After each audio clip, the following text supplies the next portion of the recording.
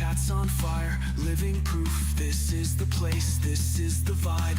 Comics fans, bring it alive. Comic fans, we're taking flight. Lights go down, we burn so bright. From page to screen, we own the night. Comics fans, Twitch unite. Follow now, comics fans, we ride.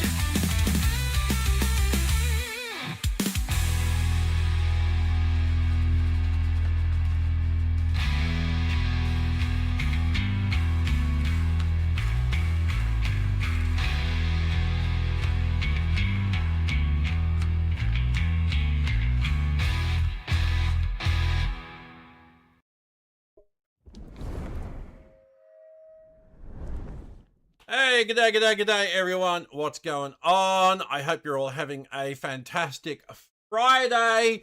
Little bit of a change of plan for today because the Marvel November 2026 previews dropped. So we're going to be taking a look at those today. And depending on how long that takes, then we might wrap things up with a bit of snap later on as well. But of course, before we do any of that, let's get into today's anniversaries. All right. So, Marvel anniversaries for August 21st. We got The Hangman in 1973, Uranos in 1973, Lilia Calderu in 73, Randall Specter, aka the Shadow Knight, in 79. We also have Mainframe up in the background there in 1990. We have The Forgotten, including Jackknife in 96, Wildman, who didn't get a cover, in 96, Nefri, Logos, and Baal in 96, Annie and her son Carter Garzakanian in 2002, Gordon Nobley, aka Lineage, in 2013, Phil Urich became the Goblin Knight in 2013, and Kaylani in 2024.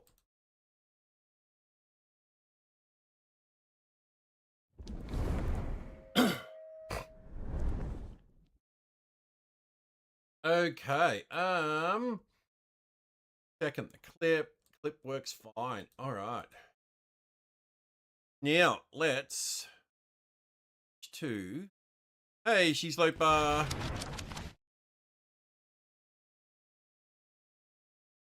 There we go. All right, we have, of course, thanks to AIPT Comics for presenting this information. Eyes there. Well, you are once, I believe. You are indeed once. Yes, once.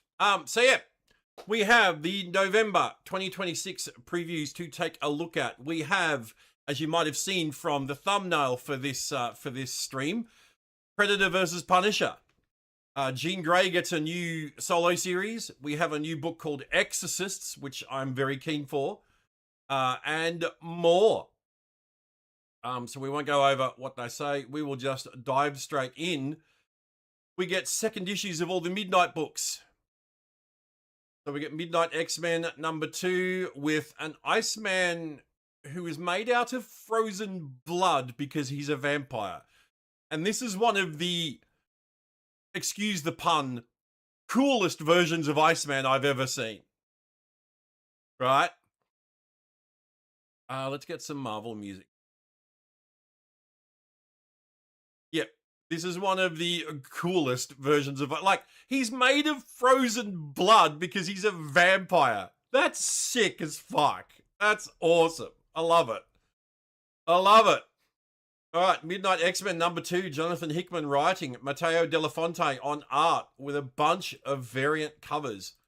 Eat, pray, love. And that's it. That's the solicitation copy. Gross, but sick. Yeah, agreed. Yeah, eat, pray, love.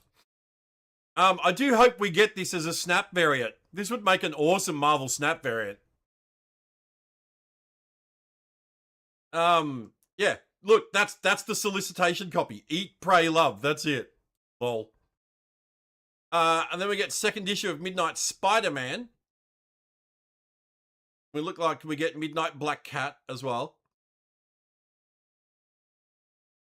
Philip Kennedy Johnson writing, Cytronic on art with a bunch of covers. Not going to go through all those.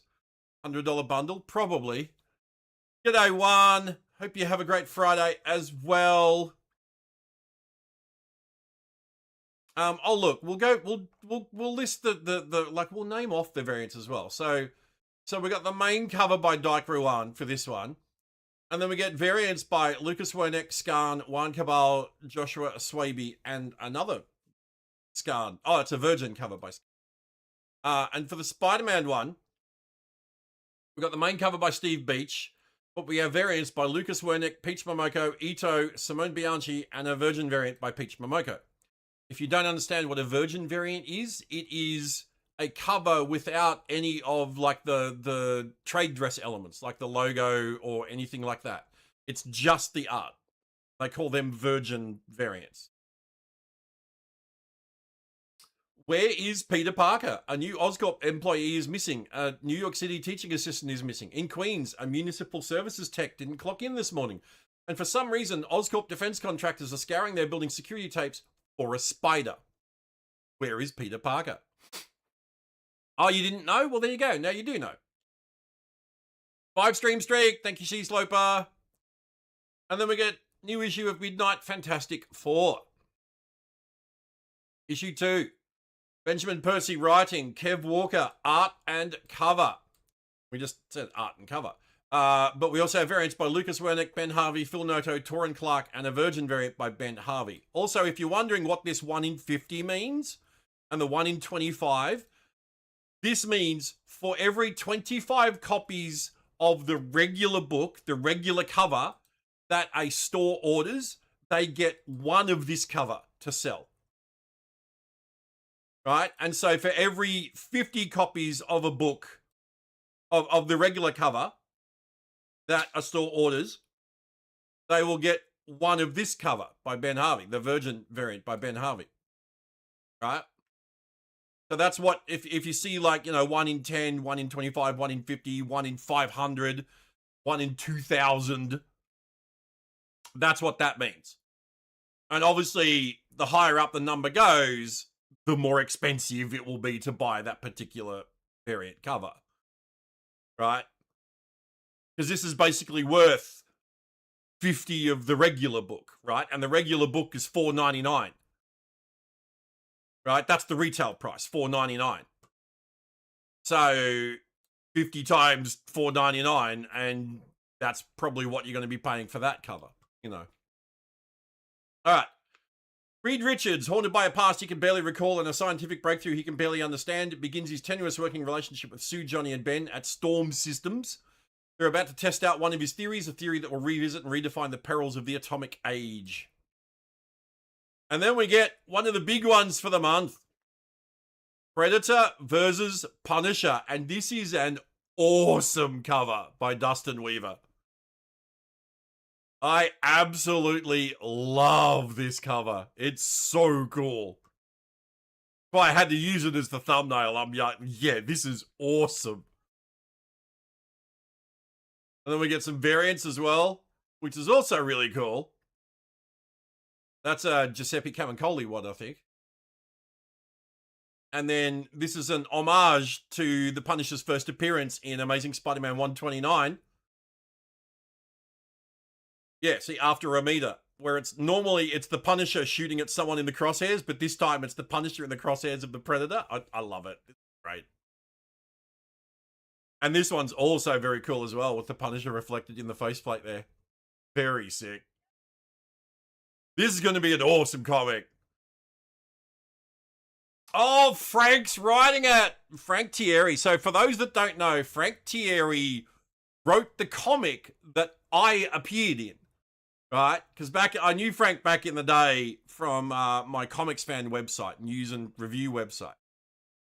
And Frank was writing a Weapon X comic. And he needed a throwaway character as a guard, a Weapon X guard, right? And so he said, hey, send me a recent photo, I'll get the artist to draw you in and we'll give you a speaking role and all that kind of stuff. So I'm actually in a Marvel comic, Weapon X issue half, and I get exploded by one of the bad guys. And Frank wrote that. So Frank's writing this, it's going to be amazing. Frank is a great writer. Jesus Sayers, I hope I pronounced that correctly, on art,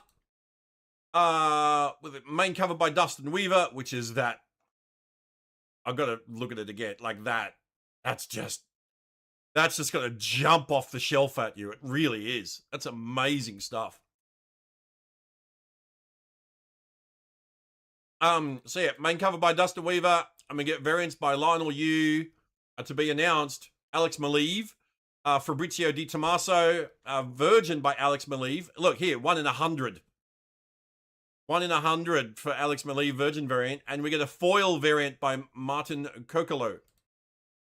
For the first time ever, the Punisher takes on the Predator.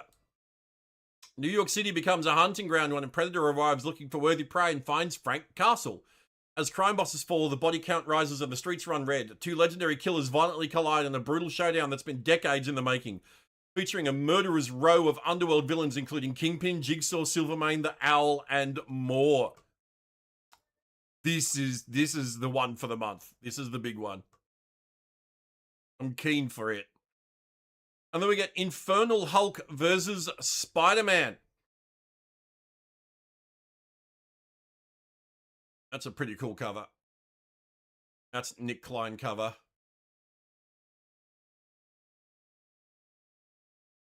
Yeah, Philip Kennedy Johnson on writing duties. Javier Pina on art with a cover by Nick Klein. Variants by Clayton Crane, Scotty Young, Peach Momoko, and a TBA variant.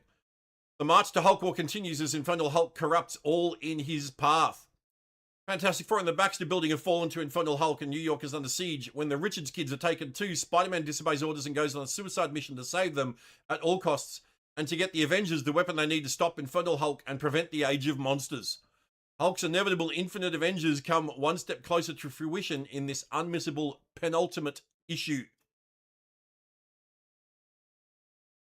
All right, now we get, they're doing a new series of one-shots for incursions. Now, if you don't know what an incursion is, it's basically when two different Earths from the Marvel multiverse try to occupy the same space, right? And one world ends up having to get destroyed to make way for the other one. That's what the upcoming Avengers movie Secret War is all about. Doomsday leading into Secret War. It's all about stopping alternate Earths from destroying our Earth, right? And so, yeah, so Marvel are doing a series of one-shots in November in the lead up to Doomsday, to set the stage, basically. Yeah, see, all the different alternate Earths. Yeah.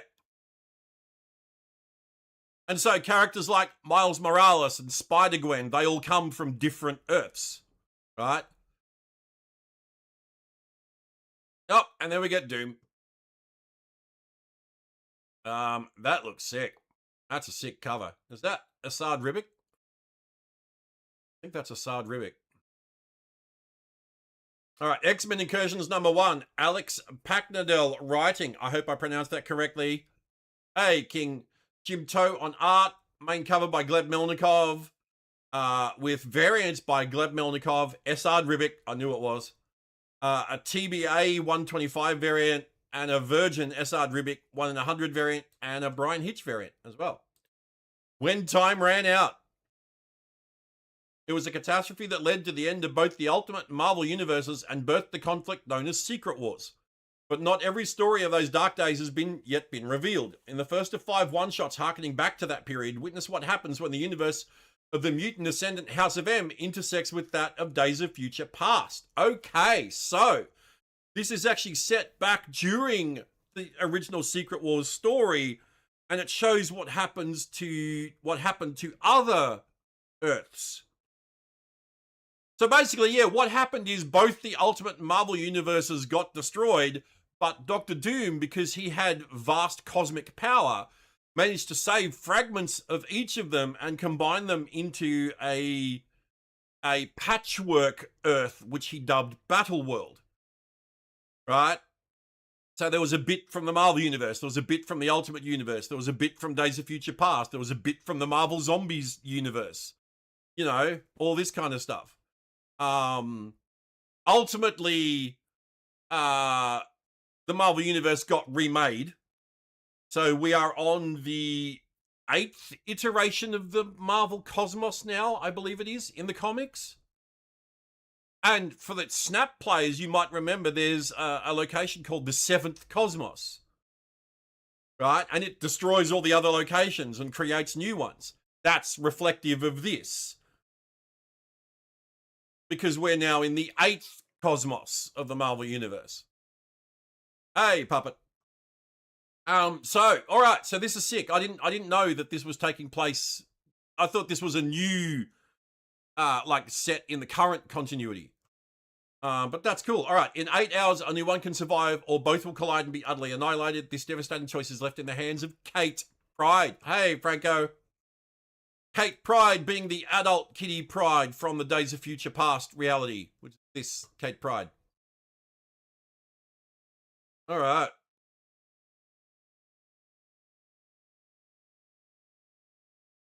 Interesting. Okay, yeah. So, like I said, I didn't know it happened. It's showing other Earths that got destroyed by the incursions in Secret Wars. All right, and then we get, I think it's the finale of DNX, which is the X-Men Fantastic Four crossover. Oh, that's sick. That's sick. Oh no, issue 4. There's still one more to go. Jed McKay on writing duties. Federico Vicentini on art with a cover by Care Andrews and variants by Eben Coelho, Federico Vicentini, Scotty Young, and Tony Daniel. The X-Men and the Fantastic Four must regroup and address the unexpected catastrophe while the effects of 3K's chairman's scheme have only begun to be felt, but the chairman soon learns that even his plans have flaws. Don't know who the chairman is. The chairman is the original Hank McCoy, the original Beast. Gone complete mad scientist. Right? Yeah, he's gone absolute complete and utter mad scientist. He's white furred now instead of blue. We do have a blue furred Beast in current continuity, but he is a clone of the original. Because Marvel and their clones.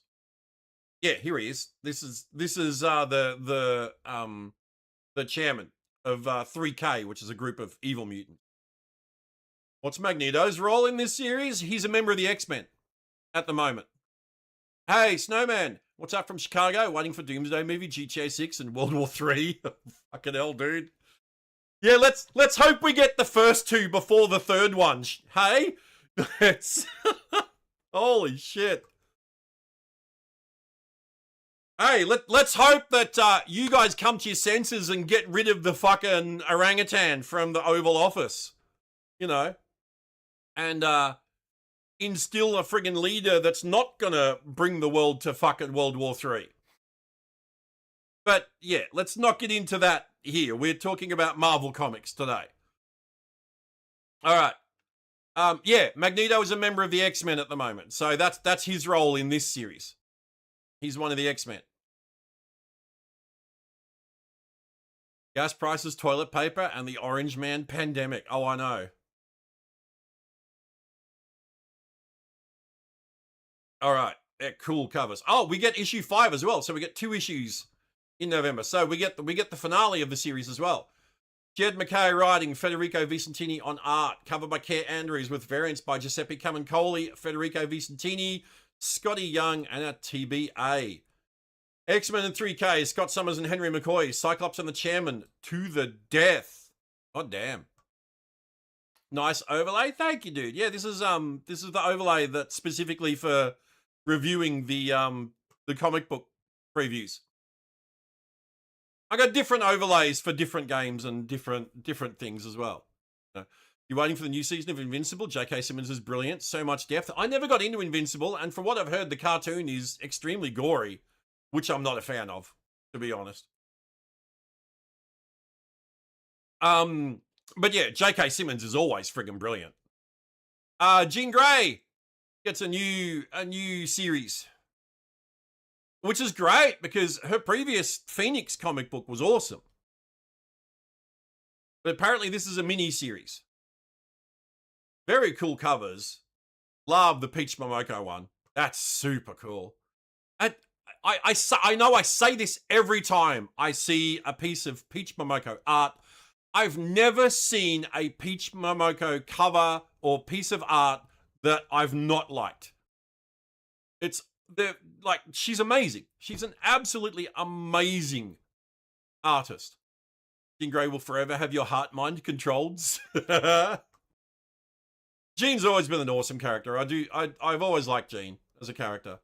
Yeah, 5-issue miniseries. Issue 1. Jed MacKay, though, is writing it with Roger Antonio on art, with a cover by Joel Jones and variants by Ito, Miguel Mercado, Virgin by Ito, and Nogi-san, and Peach Momoko. You love the watercolor style in general? Yeah. Burning on re-entry in the aftermath of DNX. The Phoenix is headed to Earth. Jean Grey is aflame within. When she touches down, will she consume all she touches, or will she maintain control of the life-giving, life-taking power coursing through her? Hot on the heels of DNX, a new chapter for Jean Grey and the X-Men begins here and now.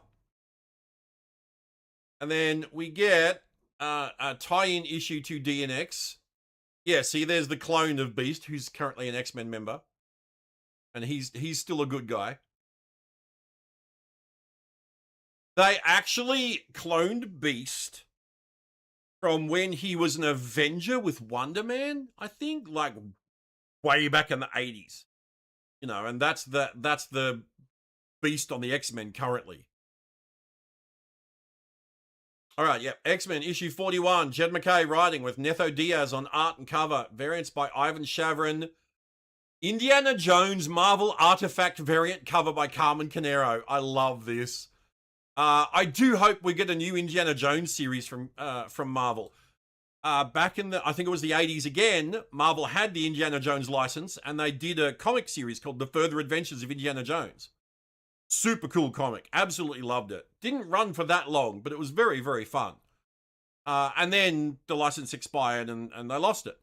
But now with Disney owning both Lucasfilm and Marvel now have access again to all of the Lucasfilm stuff, which is why Marvel does Star Wars comics, and we're getting some new Indiana Jones stuff as well. Also variants by Ivan Shavrin, TBA, and Peach Momoko again.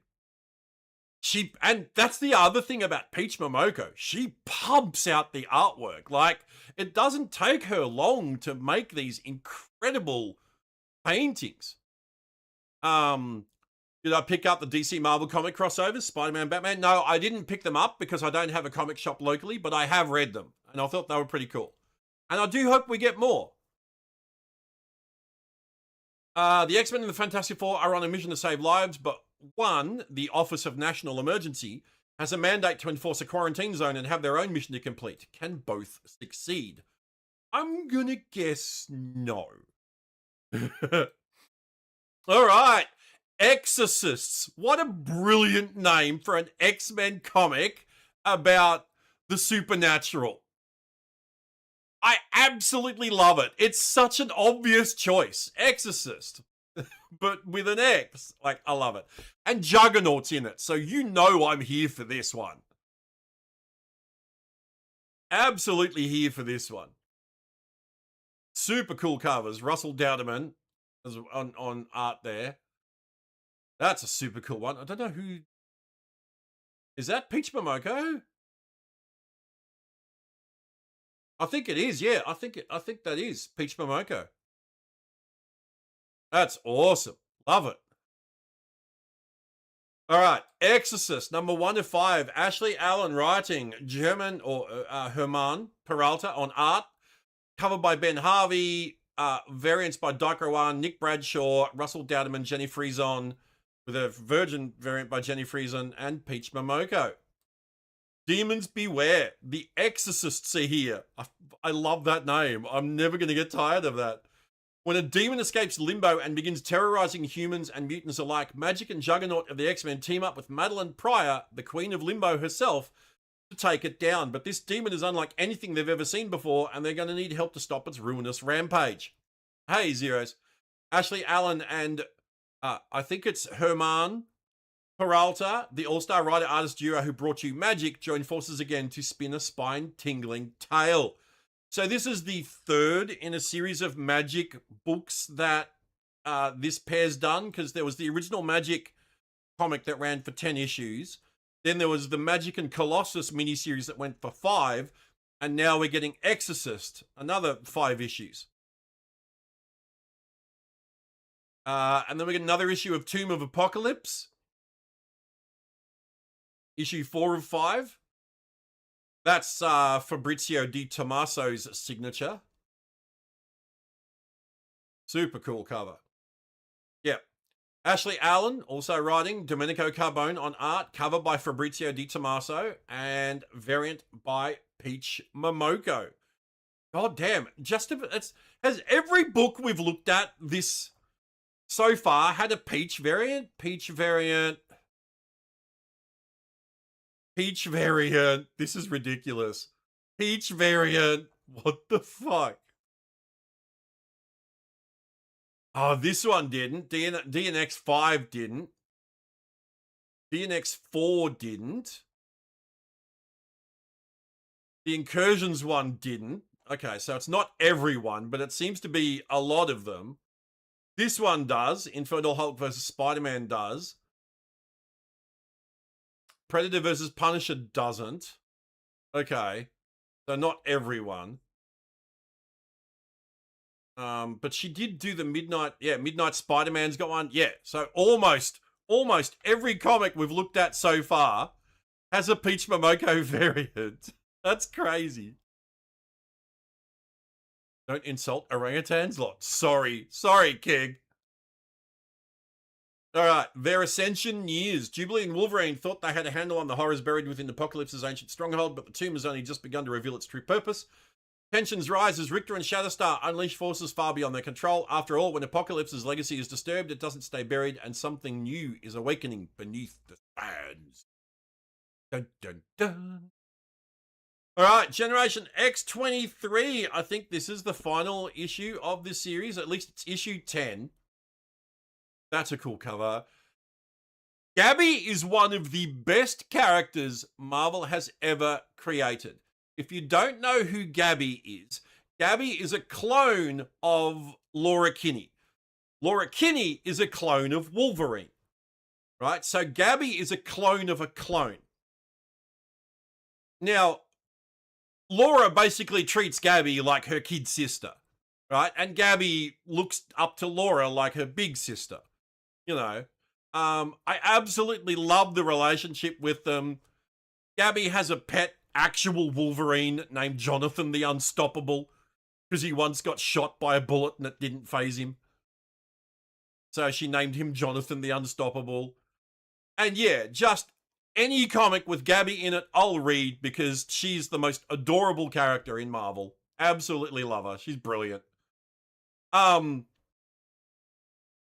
Okay, so they've confirmed it's the final issue. So, for those that are unaware, Marvel are doing this thing at the moment where they give new ongoing books 10 issues to find an audience and to reach a certain sales number.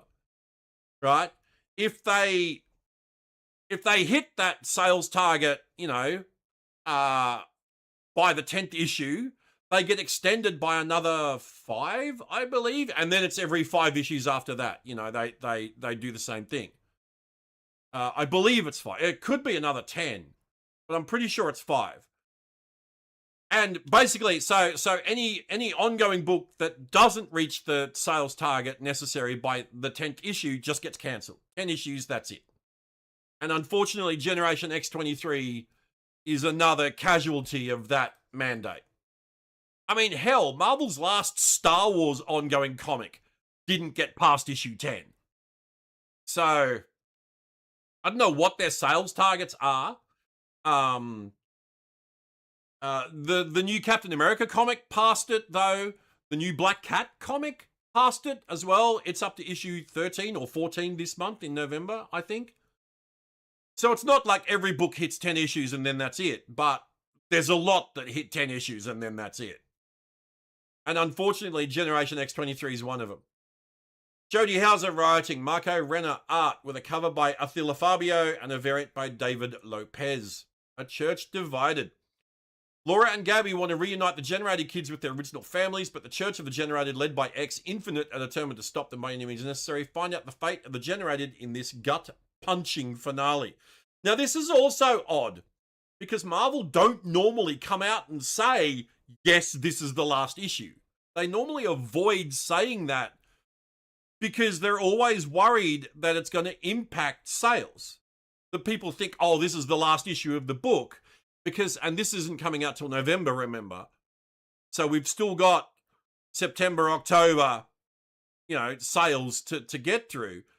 They always worry that if they say, oh yeah, this book is ending with issue 10, that's going to impact sales of the yet to be released issues, including like issues, in some cases, 7, 8, and 9, right?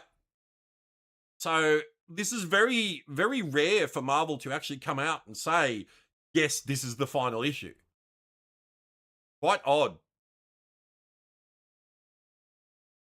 It leads me to wonder whether sales on the book were that low that Marvel have already written it off as a loss, and they're not that fussed on whether they lose more sales on the yet to be released issues. That makes me wonder if that might be the case. Looking at this from a purely business perspective, right? Yeah, okay. But still sad to see this series go.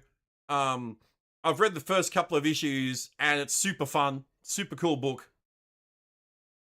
So yeah, I'll definitely read it right through to the last issue for sure. And then we get is this the... Oh no, this might be the second last issue of X-Men United. This is another book that's in the 10 issue boat. But we're not at issue 10 yet. Evel Ewing and Evan Narcisse writing, Tiago Palmer art, cover by Stefano Caselli, with variants by, you won't believe who, Peach Momoko, David Lopez, Chris Anker, Elizabeth Torque, and a TBA workout variant. Okay. Bow to superior power. Emma Frost is used to being at the top of the pyramid. After all, that's where she belongs. But when someone arrives whose power is to be the better of any mutant she encounters, that's an interesting power. Well, that simply can't be allowed. Yes, Justina LaGuardia, aka Superior, the X-Man that wasn't, has operated in the shadows for too long, and now she's stepping into the sun on a direct collision course with Grey Matter Lane. She was introduced a year or two ago in one of the giant size X-Men books, and that's her in the background there. And then they haven't done a single thing with her since, up until now when she's in X-Men United. And that's a really interesting mutant ability. Her power is to be better than any other mutant she encounters. That could make her really strong. What happens if she meets a group of mutants all at the same time? Yeah. Hey, Ori.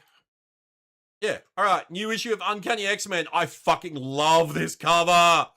Two of my favorite characters back to back with a Crocagator just hanging out in the background as well. I'm always down for a good fucking Wolverine Nightcrawler team up. Let's go. I'm fucking here for it. That's a sick cover. Holy shit. That's a Michelle Bandini. Yeah, that's really fucking cool. I love the energy in that cover. God damn, that's awesome. Uncanny X-Men issue 38. Gail Simone writing. Juan Frigeri on art with a cover by Juan Frigeri.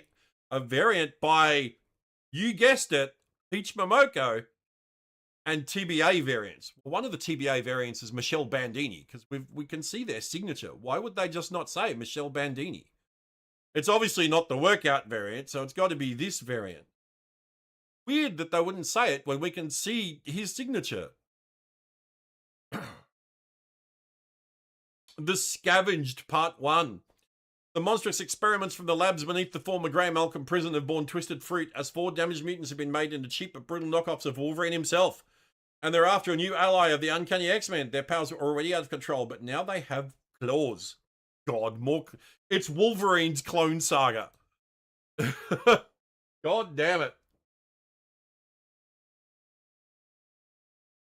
Oh, we get another issue. We get 2 issues of Uncanny. Yeah, that's sick. Uncanny X-Men 39. Gail Simone writing. Juan Frigeri art and cover. Momotone variant cover by... Peach Momoko. Variant cover by Michelle Bandini. Oh, okay, so maybe they put that with the wrong... Maybe that's a variant of this comic. And variant cover by TBA. The Scavenged Part 2.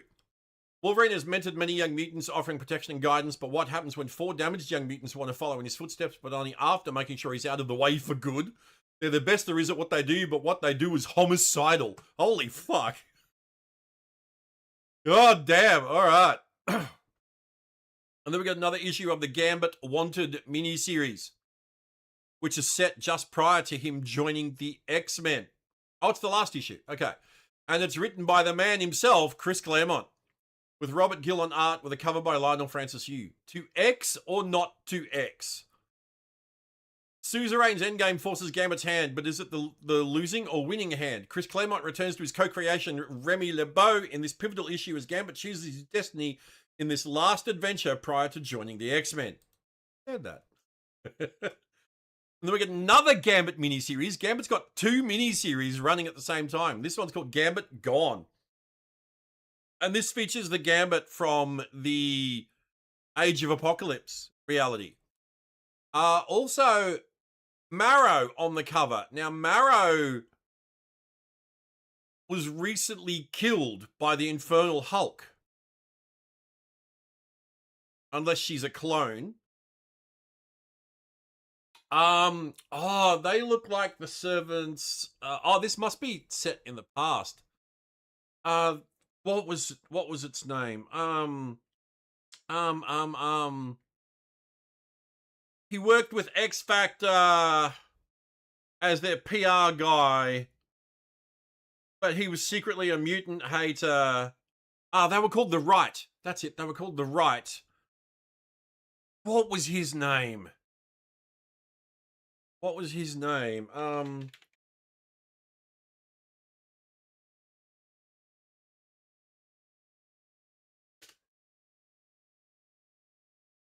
Cameron Hodge.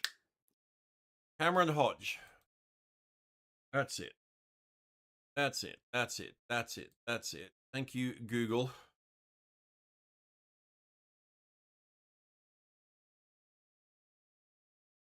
All right. Gambit Gone, issue 3 of 5. Steve Orlando writing, Eduardo Ordino and Gerardo Sandoval on art with a cover by Simone DeMeo and a variant by Peach Momoko and a variant by Leo Chiola. 2 worlds, 2 gambits, 2 quests, 1 for redemption and 1 for personal gain. On the world ravaged by the Age of Apocalypse, 1 gambit risks everything, even his own life, to defend the Morlocks from a force intent on making every mutant pay for Apocalypse's crime with their lives. That explains the marrow on the cover, because it's the marrow from the Age of Apocalypse. And through the looking glass, another gambit leads Rogue into the heist of a lifetime, but will it be his life or Rogue's? And then we get new issue of the Wolverine ongoing. With new cover artists, because Dan Panosian's off doing the a Wolverine miniseries. He's writing and drawing it.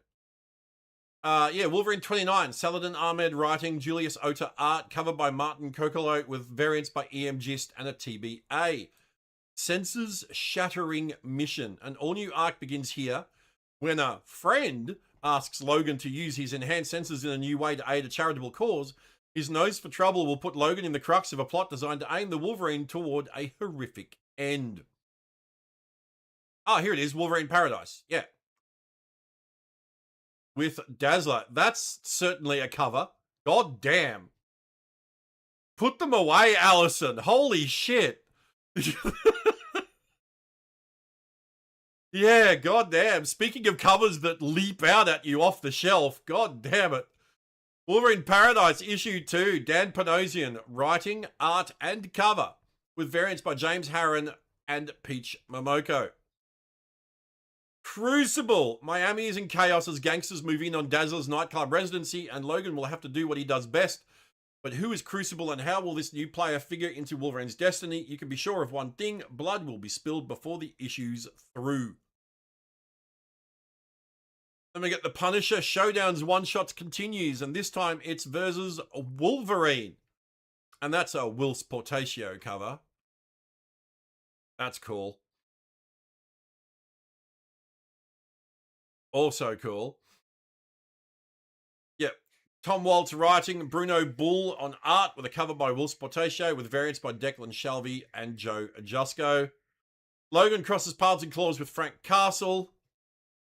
Wolverine digs into the criminal underground of New York City as the Yakuza unleash a deadly and violence-inducing drug on the streets, but the Punisher already has his sights set on these death-peddling scum. What follows, you'll have to read to believe. The Punisher's one-man war and the guilty crosses paths with other denizens of the Marvel Universe with explosive and unexpected results in the Punisher Showdowns, series of one-shots. Always a fun time when the Punisher and Wolverine cross paths. And then we get the Challenges of Doom one-shots continue with Doctor Strange. Peach Momoko cover. Love it. Giving him a boop. Boop. Challenges of Doom, Doctor Strange #1. Al Ewing writing, Christian Rosado art, cover by Fabrizio Di Tommaso, with 2 variants by Peach Momoko, a variant by Dolly, and a TBA. Sorcerer versus Sorcerer. 2 of history's most skilled practitioners of magic, Doctor Doom faces Doctor Strange in a battle of metaphysical, physical, current, future, past, encompassing the enormous realms of their intellect and ability. These incredible foes will go to the limits of their powers and beyond to determine who is truly the greatest sorcerer, but what else will be revealed? Process. And then we get a new issue of Wade Wilson, Deadpool. Well, that's a large crocagator. Issue 10. Now, this is another case where this is an ongoing book. It's reached issue 10. Is this going to be the last issue? Benjamin Percy writing, Gabriel Guzman art, cover by Jeff Shaw, variant covers by TBA and Peach Momoko. Road Trip. Deadpool and Blind Owl take Mercmobile on the road. No job too big, well maybe if it's like too difficult or annoying, and no job too small, I mean as long as the money is huge, Mercmobile will shoot, save whomever you want, even if it puts them at risk of giant gators in the Everglades to save a millionaire's son. But is Blind Al's prediction on point? Now, this doesn't say at all that this is the final issue. In fact, the way they're describing it, this is the start of a new story arc. They take the Mercmobile on the road. Feels like that, this is the first one, and then we're going to get more of the road trip in subsequent issues. So this one might actually get past the issue 10 cutoff, which would be always great to see. And then we get a new issue of The Punishers ongoing. That's a very cool cover. Oh, I like that a lot. Also a cool cover. Issue 10. Another one. Is this going to be its final issue, or will it get past that issue 10 hurdle?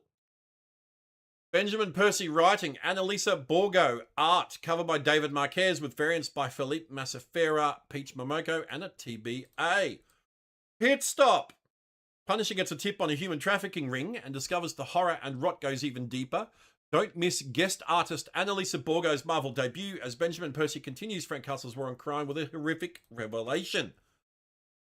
This also doesn't read like a final issue. We've got a guest artist, and it says Benjamin Percy continues Frank's war on crime. So, yeah, it sounds like that this ongoing is also going to get past the 10 issue cutoff, which again, great to see.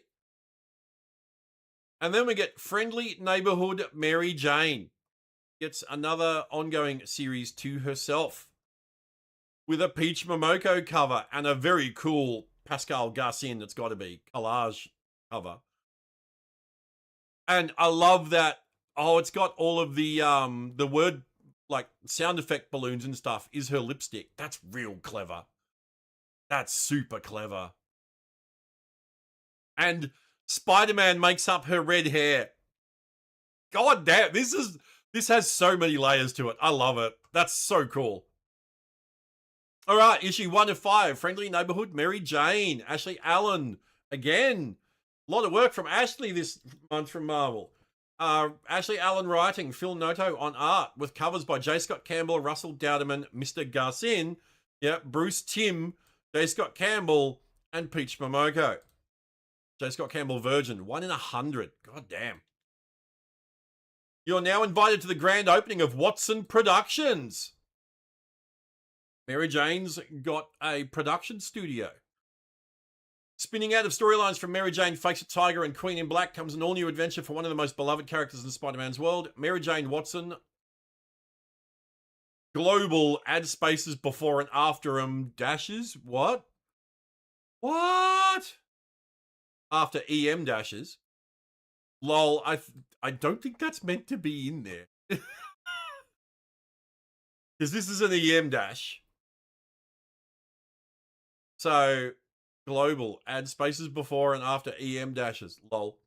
Model actress Hero is taking on a new role, producer, but when Chameleon sets his sights on sabotage, Mary Jane will need to use every tool in her arsenal, including a top secret gift from Venom, who she was bonded to and apparently is no longer, to come out on top. Rising star Ashley Allen, Magic and Colossus, and superstar artist Phil Noto kick off a brand new chapter you won't want to miss. And then we get a new issue of the Spider-Woman comic, in which she is the new host to the severely weakened Carnage symbiote. Oh, I love these. I love these covers. I love these negative space variant covers. And the use of her zappy powers to like break up the red there. That's all. And the black stripe, because her costume's got the black stripes on it. Love this cover. God damn. Yeah. So we got Carnage. Oh, it's the first issue. Okay, so I thought, wait, didn't we see this? Oh no, she had the 50th anniversary special previously, and now this is the first issue of her new ongoing series. Dan Waters writing, Andrea Mercado art, cover by main cover by Ito, with variants by Nogi-san, Stonehouse, Puppeteer Lee, Mark Brooks, and a Virgin by Mark Brooks as well. 1 in 100. Carnage never looked so good. Spider-Woman's 50th anniversary celebration continues in this new series. Old foes back from the dead, mysteries around every corner, and a bloodthirsty carnage just barely kept contained. It's a recipe for Spider-Woman's darkest adventure yet. Don't miss this electrifying first issue. So this will be another one of those books that's got 10 issues to find an audience, and if it doesn't find an audience after 10 issues, ended. And then we get a new issue of Amazing Spider-Man. Lol. That's a cool. Issue 1003, excuse me. Issue 1003 of Amazing Spider-Man. Joe Kelly writing, Patrick Gleason art, cover by John Romita Jr., variants by TBA, and Peach Momoko, and Todd Nork, and TBA, and John Romita Jr. Spider-Man races to stop a deadly assassin while a staunch enemy-turned-ally of the Wallcrawler returns to his old tricks, but tensions are high in the aftermath of Armageddon as Mayor Cage's office and Spidey's new favourite Bud's damage control try to keep a lid on a New York City ready to boil over. We get issue 1004. 2 issues of Amazing Spidey. That's a cool cover. I like that one. Mark Spears. Nice. Yep, issue 1004. Joe Kelly writing, Francesco Manna on art with a cover by Ed McGuinness. Indiana Jones Marvel Artifact variant by Sarah Pacelli. Nice. I really do hope this leads to a new Indiana Jones comic series from Marvel. That'd be sick. We also get variants by Peach Momoko, Mark Spears, and a Virgin variant by Mark Spears, and a TBA. No stopping this itsy bitsy spider. Itsy bitsy has some feedback for J. Jonah Jameson. Shut up and shove off this mortal coil. While Spidey leaps into action to save JJJ, another friend flips and puts the Wallcrawler between him and Benj. And then we get a new issue of Miles Morales, Spider-Man. I think this is the second issue. That looks painful. Painful. Issue 4. Brian Hill writing, Nico Leon and Valentin Delandro on art with a cover by Simone DeMeo, variants by Alessandro Capuccio, TBA, Peach Momoko, and a couple more TAs. Caught in a trap. Can't walk out. Spider-Man knows a trap when he sees one, but this time he has no choice. His new foe, Revenant, forged by the Kingpin, found a way to hurt him by targeting someone that Spidey may trust, Miles Morales. And that means collateral damage. To beat this supervillain, Spidey will have to think like a supervillain, but can Spider-Man stay in control, or does he risk losing himself in the darkness? And then we get another issue of the new Venom ongoing. Or the rebooted Venom ongoing, I should say. Venom number 2, Charles Soule writing, Tommaso Bianchi art, cover by David Parator, with variants by Peach Momoko, Indiana Jones variant by Evan Coelho, Eric Canute, and a TBA. She's with them? Question mark. Eddie Brock is back bonded with his original symbiote, and they are Venom now and forever. But wait, what's this? Could it be that the pair have found themselves a new lady love? Who is this mystery woman, and is she snared in their web? Or are they snared in hers? I'm going to go with they're snared in hers. All right. It looked a bit like name from the Venom movies. His love interest from the Venom movies. I cannot think of the name at the moment. It's escaping me. All right, then we get Punisher versus the Amazing Spider-Man. Last issue of this mini. Dan Abnett writing, Alvaro Lopez art, covered by Jonas Scharf with a variant by Paolo Sequeira, Eye for an Eye. The Punisher is a one-man army. Nothing can stop him when he sets his sights on a kill, but when lives are on the line, good or bad, Spider-Man must stop death at any cost, right? In this final climactic chapter of the series, a seminal period in Marvel history concludes with a bang. Now, this series, to my understanding, is set shortly after Spider-Man first met the Punisher. That's when this series is set. So yeah. And then we get Spider-Man Long Way Home, which is a Spider-Man Hulk Punisher miniseries. The gloved, is that Thanos? Surely not. Issue 5.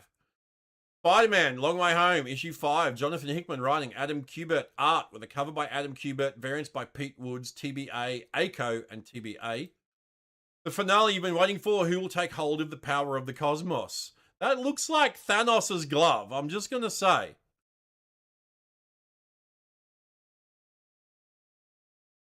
All right, then we get another issue of Spectacular Spider-Man. Ooh, issue 6. Hey, this was a 5-issue mini. And they're now on to issue 6, so that's very cool. I wonder if now, okay, so this has been expanded from a mini-series to an ongoing series. Will it still have the 10-issue, like, hurdle that it needs to jump? I wonder. Dan Slott writing, Marcus Toe art, cover by Humberto Ramos, variants by TBA. Spidey goes big time. Spectacular Spider-Man is moving past his brand new day and into the big time. The full scope of this series is revealed as the seeds Dan and Marcus planted in issues 1 to 5 move with them through time, where they will bloom into trees that could destroy Peter Parker. Not the trees. Not only will you get more of Turncoat, whose full debut happened in 5, but this issue introduces a big-time new villain, the Scavenger. And we're only 1 month away from the 50th anniversary of the Spectacular Spider-Man, so you better believe we've got big-time plans. Oh, okay. Is this getting renumbered to the original numbering of the series? Because Spectacular Spider-Man got into the almost the 300s, I want to get into the 300s. I remember it was like deep into the 200s. So yeah, so I wonder if they're going to like rename this series. Yeah, it does sound interesting. The new Marvel Zombies comic continues. Frank and Elektra back together again. Zombie Bullseye. All right, issue 3 of Marvel Zombies Warzone. This makes you want to read more comics? Dude, there's some cool stuff coming out from Marvel these days. We should get the DC previews as well. Maybe tomorrow. As soon as they get released, we'll do a DC preview stream as well. Yeah. So Marvel Zombies Warzone issue 3, Tom Waltz writing, Jamie Infante and Frank Mariscal Mansilla, and I apologize if I've butchered your names, on art with a cover by Tony Parker and a variant by E.M. Gist. Hell's Kitchen is empty and all the devils are coming for Punisher's head. As it becomes clear there's more to this zombie epidemic than meets the eye, Punisher must descend into the bowels of Hell's Kitchen to uncover answers, but danger lurks behind every corner as the unholy alliance between the zombified Daredevil and Bullseye terrorize the streets. Backed into a corner, Frank Castle's forced to make his own deal with the devil, but will he and Elektra be able to put their differences aside to come out on top, or will the two tear each other apart first? And then we get another issue of the Kevin Smith written Spider-Man Hulk Fire and Brimstone series. Issue 4 of 5. Kevin Smith and Andy McElfresh writing, RB Silver on art with a cover by Silver and variants by Sergio Davila and a TA. The Hulk has seemingly been exorcised from Bruce Banner, but there's more to this miracle than meets the eye. Spidey has some doubts. And then we get another issue of Amazing Venom. Now, this is a weird one. This is not Venom. This is, hey, Papi, this is not Venom. This is Boomerang, right? Former Spider-Man villain Boomerang. He got himself a new symbiote. The symbiote's named Passenger. He bonded with the symbiote, and he's now calling himself Comeback. But they're calling this the Amazing Venom, even though it's got nothing to do with Venom.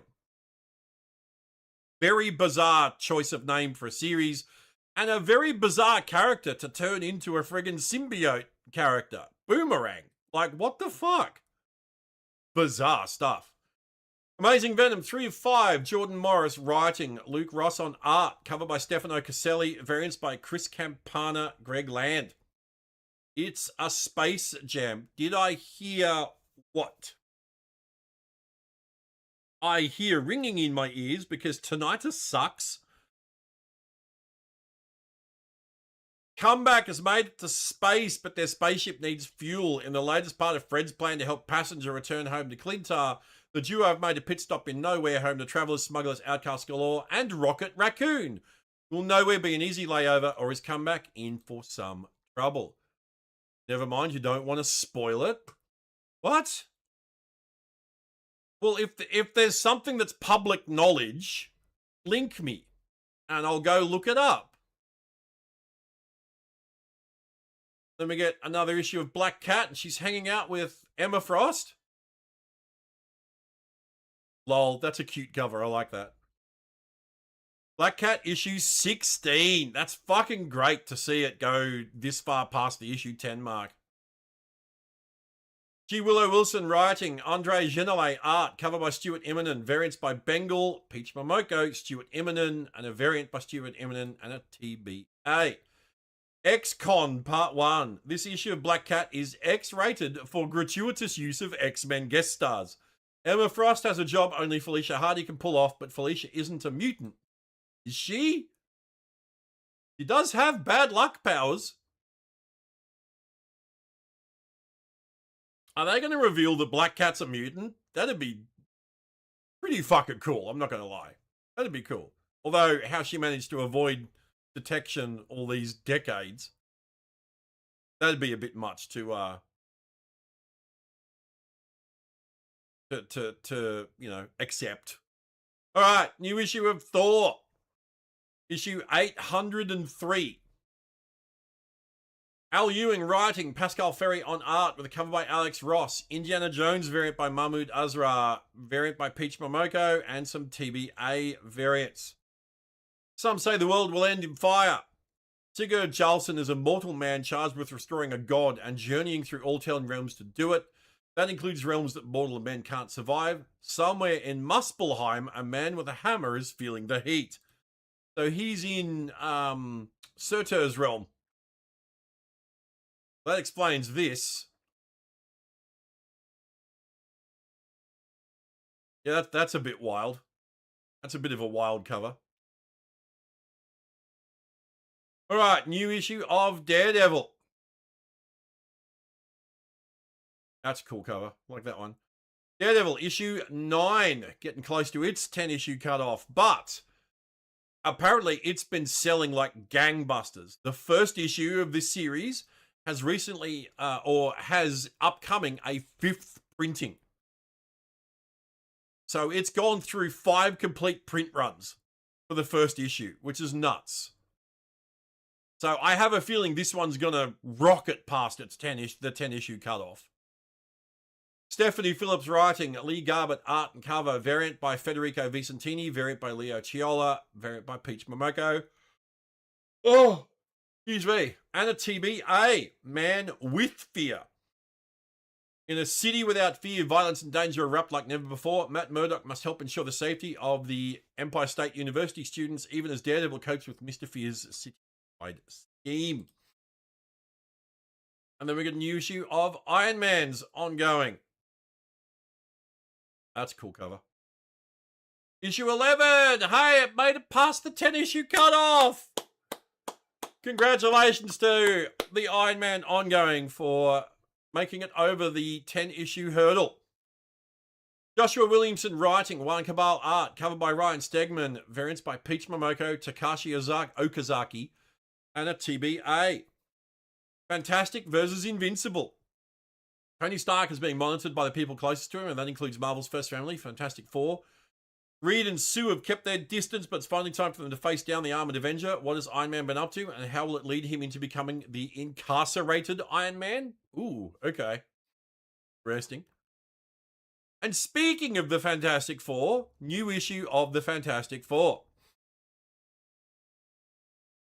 And yeah, they might need to rename it because there's more than 4 now. You got 1, 2, 3, 4, 5, 6, 7, 8, 9. You got the Fantastic 9. Lol. Interesting. Issue 19. Fantastic Four 19. Ryan North writing. Ramon Rosanas art. Covered by Humberto Ramos. Variant covered by Ramon Rosanas.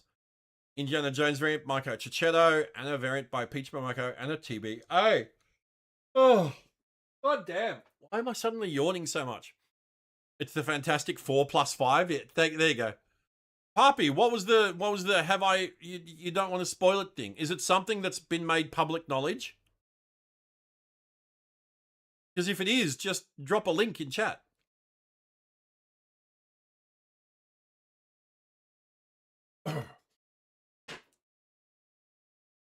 I haven't heard. I don't even know what you're talking about, dude.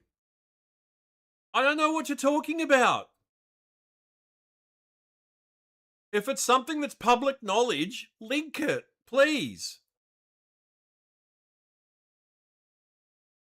The Dark Forest, Part 1. Fantastic Four have built a new kind of telescope for their children, able to peer deeper into the unexplored depths of the universe, and have found something unexpected. It's not a biosignature, but a techno-signature. Solar engineering that can only be done by an incredibly advanced civilization. It's an invitation, one that they take, but soon discover that the society that sent it is long gone, and those that destroyed them may still remain. It's Fantastic Four and their children facing cryptic messages on the other side of the universe, all alone against a force they cannot defeat. Then we get a new issue of Mark Spector, Moon Knight. Oh, issue 10. Is this going to get past the 10-issue cutoff? Jed McKay writing, Von Randall art, cover by Alessandro Capuccio, variants by Peach Momoko with TBA variants as well. A West Coast reunion. Moon Knight and Tigra reconnect with their old West Coast Avengers teammate Hank Pym, but where Hank goes, trouble usually follows. What awaits the midnight mission on the sunny coast of California? Now, this also doesn't sound like a final issue, does it? It sounds like it's the start of a new story arc. So maybe it's getting over the 10-issue hurdle as well. That'll be cool. Then we get new issue of Captain America, issue 17. Chip Zdarsky writing, Todd Lima art, covered by Valerio Schiti with variants by Peach Momoko, TBA, Valerio Schiti, Ryan Maynarding, TBA, and TBA. On the run. In the aftermath of Armageddon, Captain America goes on the run with Vic, the child clone of Doctor Doom. The UN-backed SHIELD has demanded Vic be turned over, pitting Cap against Nick Fury. Meanwhile, one of Cap's oldest enemies returns. Well, we recently had the Red Skull, apparently. Oh, we get Marvel, Meow, and Strange Scales. These are digital comic series that Marvel have been doing, and it looks like that we're getting a collected volume of the digital comics, which is pretty cool. Strange Scales, Alistair and Anton, I believe their names are. They're a pair of snakes that live in Doctor Strange's Sanctum Sanctorum, and they're very sassy snakes, and I love them. They're amazing. They're great characters. So always good to see them in the spotlight. So yes, Marvel Meow, Strange Scales, #1. Now Fuji, and I cannot pronounce, I don't want to butcher that name. Jay Lemos writing. Now Fuji and Jay Lemos art with a cover by Now Fuji.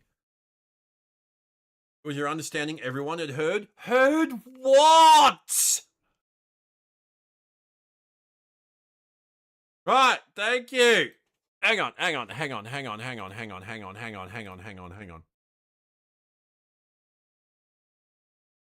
Oh, fuck you.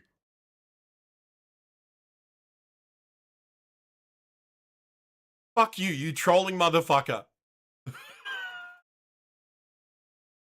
I'd time you out, but that would make you lose your mod symbol. So just pretend you're being timed out for 30 seconds. You fucking troll. All right, Cats of the Marvel Universe meet Doctor Strange's snakes in a brand new short story, and definitely, absolutely, positively nothing goes wrong. Plus, Marvel Meow 19 to 24 and Strange Scales 1 to 6 see print for the first time. He can't talk to you because he's pretending to be timed out at the moment, okay? He's timed out for a minute. He's pretend timed out for a minute, so... All right, then we get Jeff the Landshark Superstar. That is a big Jeff. Lol. That's a very large Jeff. I love that cover. It's fucking awesome. Last issue of Jeff's latest miniseries, Jeff the Landshark Superstar, issue 5, Kelly Thompson writing. Toki Takoro on art with a cover by Guri Hiru and a variant by TBA. Mojo's final showdown. Keepers of Jeff and Ken, Gwenpool, Kate Bishop, and other Marvel heroes show up to rescue everybody's favourite Landshark from Mojo's clutches. But what will become of the Jeff Coast Avengers? And what if Mojo wants to keep them all in Mojo World for good? Don't miss the climactic conclusion. And then we get, Ghost Rider Kushala. I thought she went by Spirit Rider now instead of Ghost Rider. Okay. Yeah, this is written by Taboo and B. Earl from the Black Eyed Peas. Ghost Rider, Kushala #1. Yeah, Taboo and B. Earl writing. Guillermo Sanna and Vanessa Ardel Rey art with a cover by Kyle Charles. Celebrate Indigenous Heritage Month with Kushala, Ghost Rider of the past, present, and future. The Black Eyed Peas, Taboo and B. Earl team up with artists Guillermo Sanna and Vanessa Ardel Rey for a wild ride through the past, present, and future of the Marvel Universe. Kushala is the Sorcerer Supreme of the 1800s and a Ghost Rider known as the Spirit Rider. The only one who's managed to tame her spirit of vengeance, but when Kushala's ancestral line is targeted, all hell breaks loose. This supersized one-shot honoring Indigenous Heritage Month collects the episodes of the hit Ghost Rider Kushala Infinity comic. All right, and then we get Spider-Woman's first appearance, gets a facsimile edition. Marvel Spotlight 32. Hey, we talked about this earlier. The Further Adventures of Indiana Jones. It's getting a facsimile edition. This was the original comic that Marvel did. The original Indiana Jones comic. Yeah, in the 80s. Yeah, The Further Adventures of Indiana Jones #1. That's super cool. This is telling me they want to see how well this is going to sell and how well the variants sell. And if they sell well enough, new Indiana Jones comic. We also get Emperor Doom graphic novel. Gets a reprint. Yeah, reprints Marvel graphic novel Emperor Doom. Oh, and it gets a Peach Momoko variant as well. New movies maybe as well. How though? Ooh, hey, we talked about this the other day. When Dracula turned Storm into a vampire. This is it. And it's getting a facsimile edition. Yeah, early 80s. Peach has been busy. Dude, almost every book we've looked at in these November previews has a Peach variant. If not 2. There's some books where she's doing 2 variants for. Her work output is insane.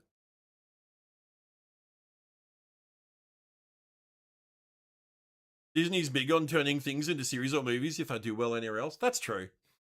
Yeah, and I said it at this stream as well, earlier this stream.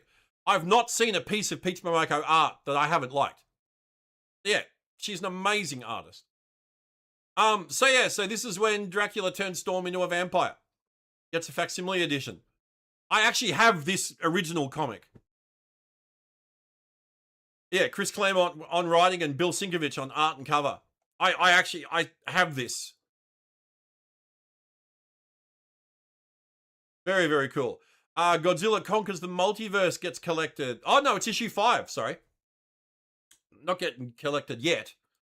Issue 5, last issue of Godzilla Conquers the Multiverse. Jerry Duggan writing, Javier Garron art, cover by Juan Frageri, with variants by TBA, TBA, and TBA. The battle for all reality ends here. Godzilla vs. King Ghidorah, the rematch you've been waiting for. Can Doctor Doom, Kang, and Miles Morales stop the King of the Monsters once and for all? Plus Mothra, Null, Odin, the Punisher, Ghost Rider, the Fantastic Four, the X-Men, and the shocking fate of Godzilla is revealed. Holy shit. This is awesome. Marvel has so many licenses at the moment. I think Marvel has more licenses currently than they've ever had at any period during their history. They've got the Godzilla license, Star Wars, Indiana Jones, Predator, Alien, Muppets,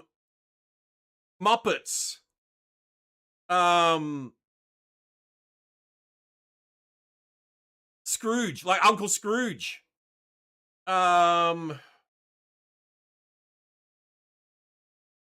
else? There's more. There's more. I'm missing.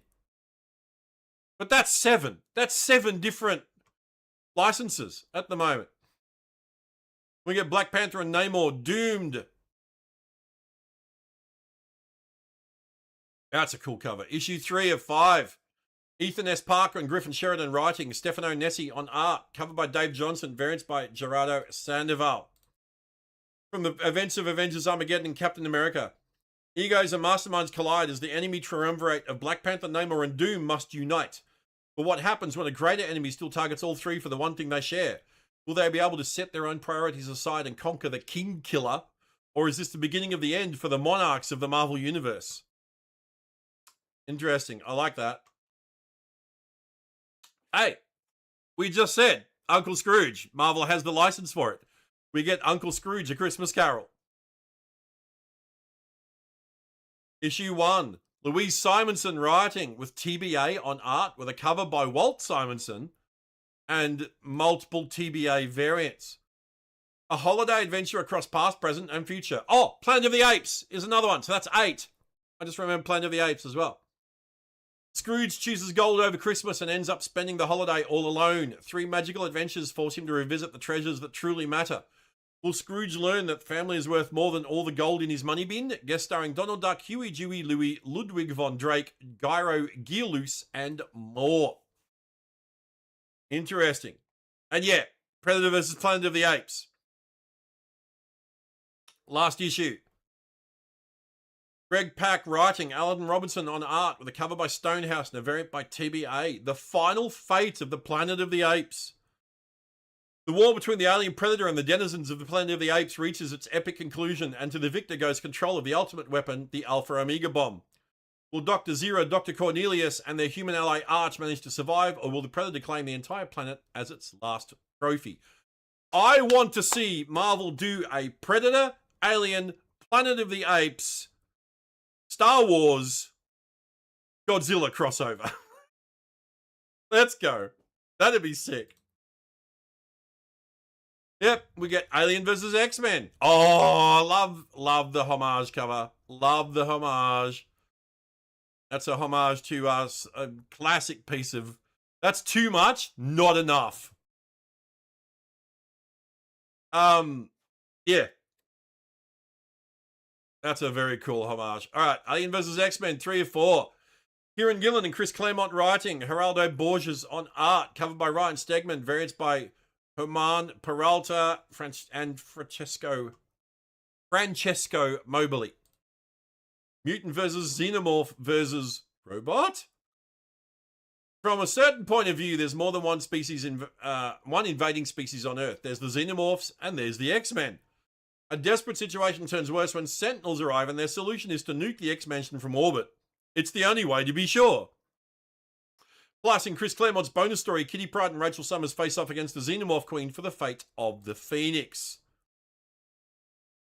Marvel's adaptation of Star Wars Book of Boba Fett continues. Issue 5 of 7. 7's a very odd number for a miniseries. Rodney Barnes writing, Will Slaney on art with a cover by Ricky Yagawa and variants by Dave Wachter and Luke Ross. Return of the Mandalorian. The Mandalorian Din Djarin must learn to master the Darksaber. Facing banishment from the Armourer, Din travels to Tatooine to repair his ship, plus an offer from Boba Fett and Fennec Shand. Oh, we get another issue as well. Okay. Issue 6 of 7. Rodney Barnes writing, Will Slaney art, cover by Phil Noto, variants by Ricky Yagawa, Mike McCone. From the desert comes a stranger. The Mandalorian Din Djarin delivers a gift for Grogu to Ahsoka Tano.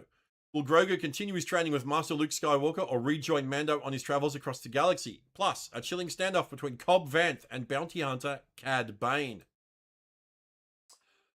Fall of Kylo Ren continues.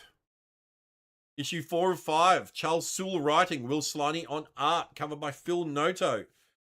Variant by Dave Dorman and Giuseppe Camuncoli. The Knights of Ren face their darkest hour. Kylo Ren and Tava Ren race to uncover the mystery behind a relentless assassin droid. What terrible secret awaits them on the deadly world of Zagria? And as the Knights of Ren turn on one of their own, who will survive the battle? Wookiees fighting the Planet of the Apes, starships fighting Godzilla, Indiana Jones trying to take down the Empire. Lol. Yoda teaching Predator the Force, the dark side trying to break Alien to turn it into a true weapon. Lol. All right, on sale March 2027. Oh, we get a trade paperback.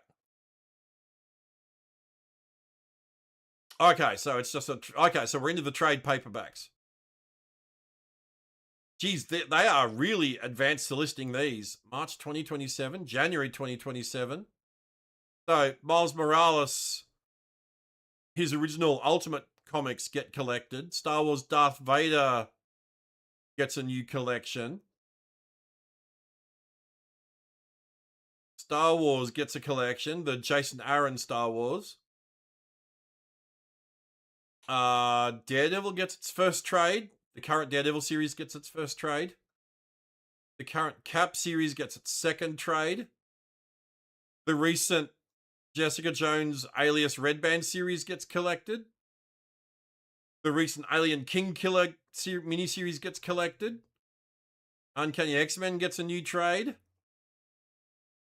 Sorcerer Supreme, which is wrapping up with issue 10 soon. That's collecting the 10 issues of that.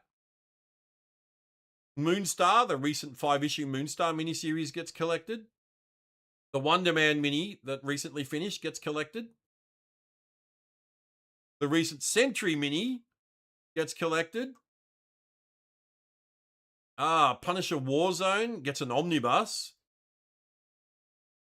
The 2016 Punisher series. The 2012 Warzone, 2011 Punisher series of Warzone. Sorry, that gets a trade. That's just a variant cover for that. The Long Way Home mini gets collected. Oh, we get classic Joe Kelly Deadpool omnibus. New printing of that. Nice. That's just a variant cover for it. Oh, Star Wars Legends. Nice. The original Marvel Years, Volume 1. That's the original Star Wars comic from 77. 44 issues plus an annual. That's a big omnibus. Goddamn. And then we get Jason Aaron's Avengers gets an omnibus. What the gets an omnibus? Lol, that's Marvel's comedy magazine. We get all new Wolverine Modern Era Epic Collection. Nice. Avengers West Coast gets an Epic Collection. Namor the Submariner gets another Epic Collection. Sensational She-Hulk gets an Epic Collection. X-Force gets an Epic Collection. That's a lot of Epic collections. And that looks to be it, chat. That looks to be it.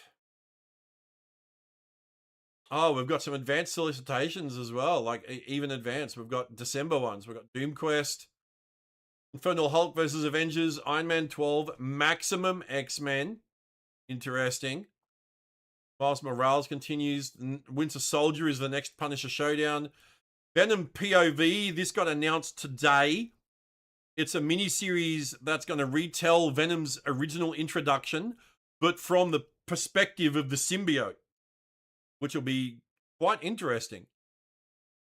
Wolverine 30, X-Men United goes to 10, and then we get collected edition. So they're only advanced listing the first week of December.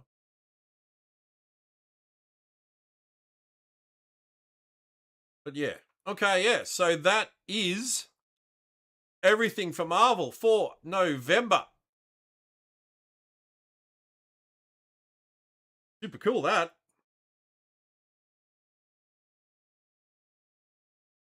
Yeah, and then we have to show this off again. Predator versus Punisher. This cover is so cool. Oh, that was good. Hey, that was good to get through. We are gonna switch over and do some Snap, but before we do that, I want to grab some food. So give me a couple of minutes to get food sorted and to switch over to Snap. So yeah, enjoy the music. Also, I will send you guys the links again in chat if you want to go over these yourself. Or you can always use the previews command that we have in chat, and it's got all of the recent Marvel and DC previews all handily linked for you.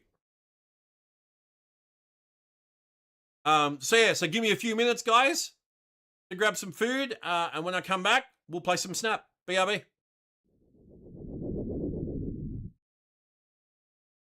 2 hours later. Haven't even fucking stood up yet. Jesus, puppet.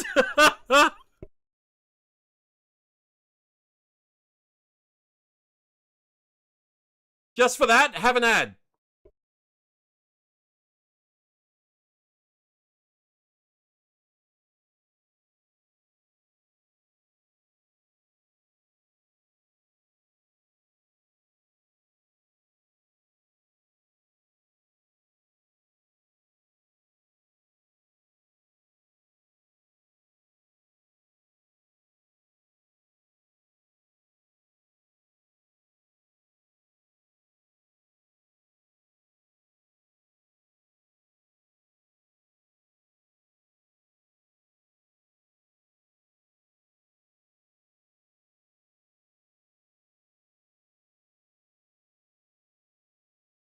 Just for that, you'll sub? Good, I'm gonna need them this month. Look at the sub count. We're almost at the end of August. It's fucking very worrying, dude.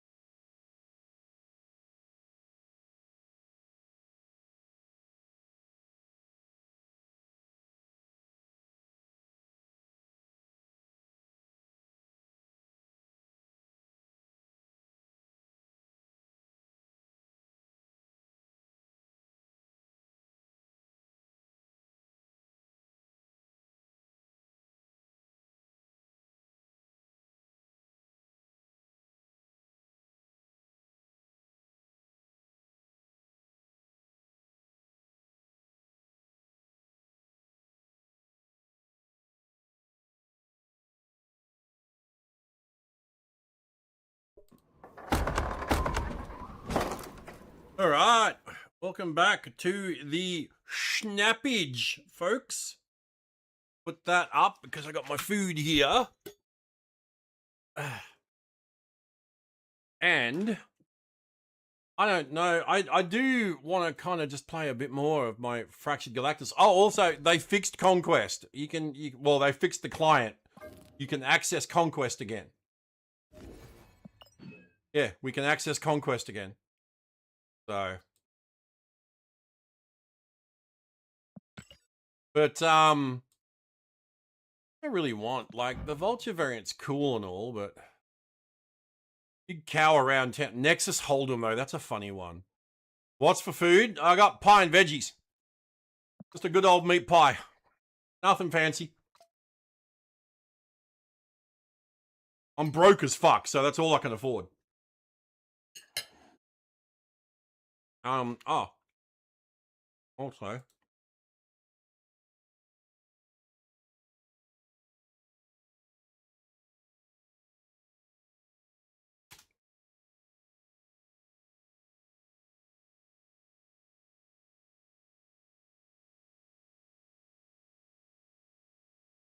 Healthy today? I don't know. This is fucking healthy. But it's fucking yummy. Well, I mean, the veggies are healthy, I guess. Maybe. It's just peas, corn, and carrots, so, you know.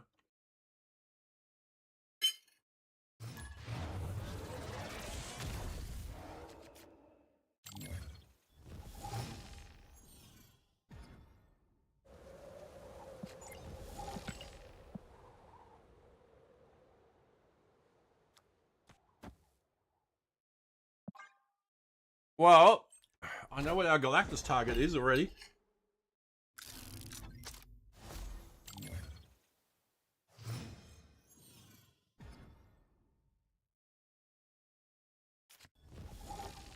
Healthier than KFC and Macca's? Oh, yeah.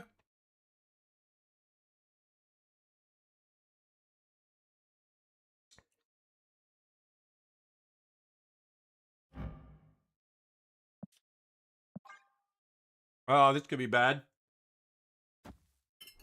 Don't put Thanos there. Don't put Thanos there. That's fine. That's whatever.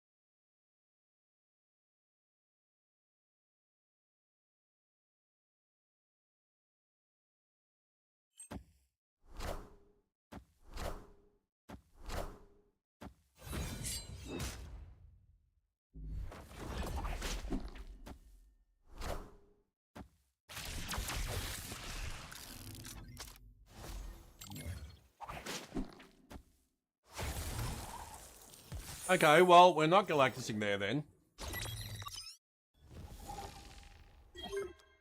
Gonna Galactus here. We don't have Prior though, so I'm a little worried.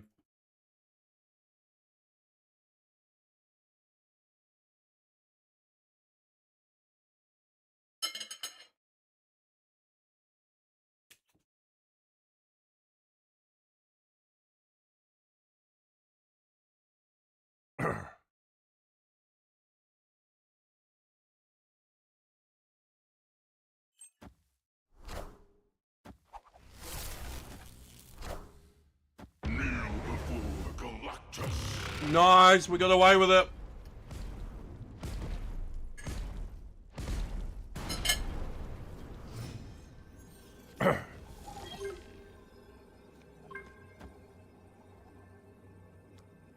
Crap.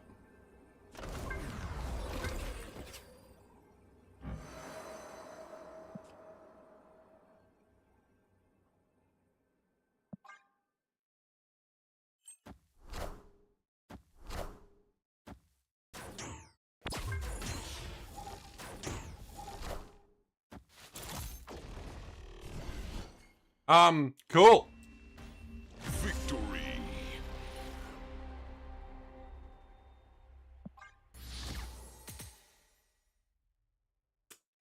I'll take that.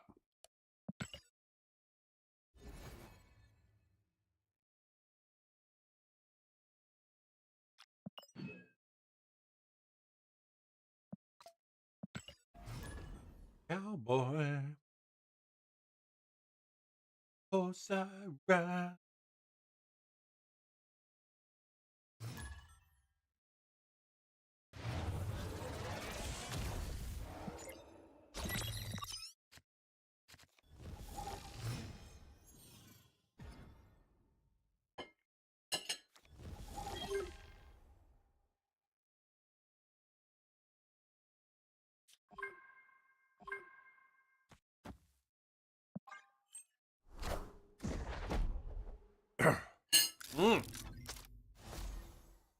Also, did you guys know that I've been writing my own lore for the Fractured Frontier characters? Because they're Marvel Snap creations.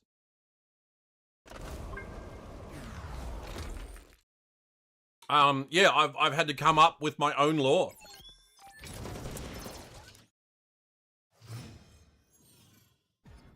You've seen it, new code on Snap. My Spotify Fractured Frontier list is great. Thank you, Juan.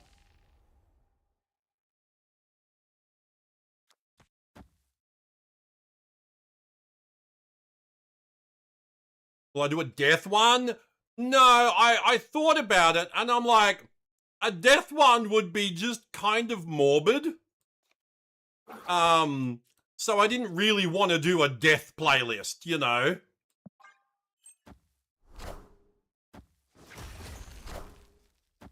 So we'll just settle for this one. We'll just settle for the Fractured Frontier one, because it's Death Fractured Frontier. Augment 2FA.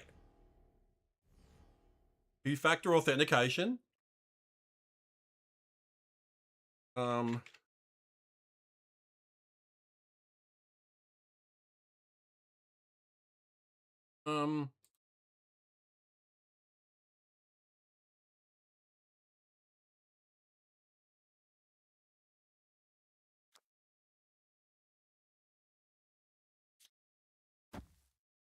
Oh, God.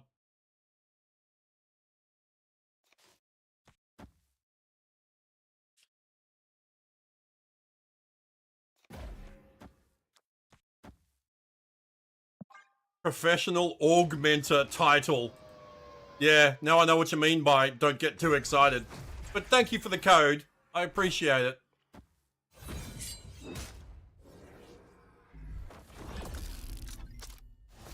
Yes. Well, we looked at the we looked at the data mines yesterday. Yesterday. Oh yeah, the day before. Speaking of which, I posted a new video on YouTube. The reaction to the October and November data mines.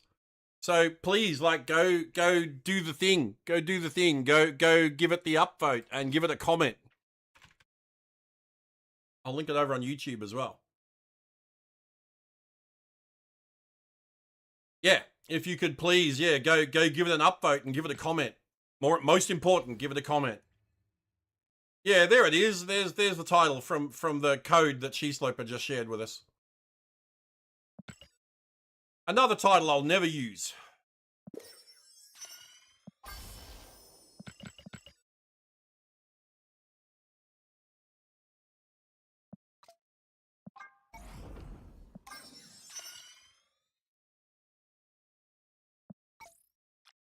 Yeah.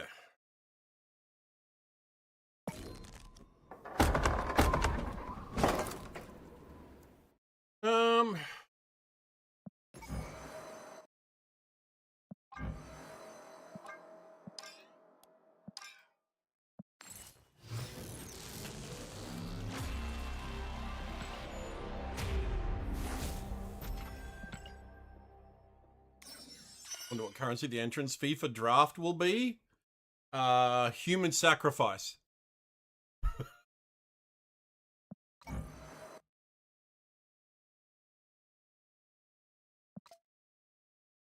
Fort Wolf. Wait, what? Oh, God, yes. As soon as I saw this variant in the shop, I was like, oh my God, yes. This is amazing. At the minigames, it will give cards. If we have those cards, will we get their token value instead? I'm not sure. I think you do get some tokens. Just don't quote me on that one. I'm not sure. Yeah, and it was 700 gold too. I was fucking flabbergasted by that. I'm like, this is a 1200 gold variant. Easy. But very glad that they only made it 7. You know, appreciate that.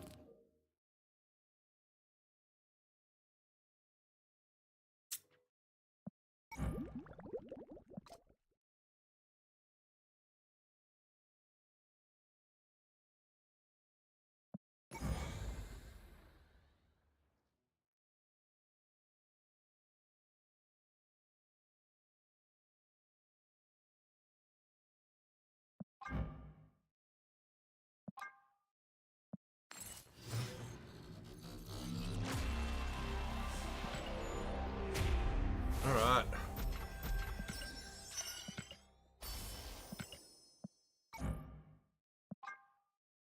Yep, let's go. Split Nightcrawler. Infinity.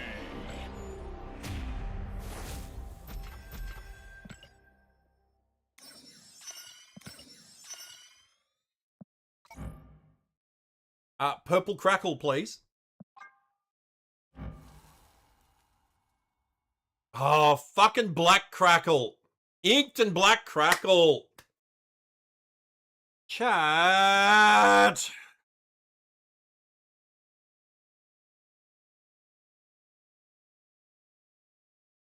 God damn it. No, that's not a God split. A God split is gold plus Crackle.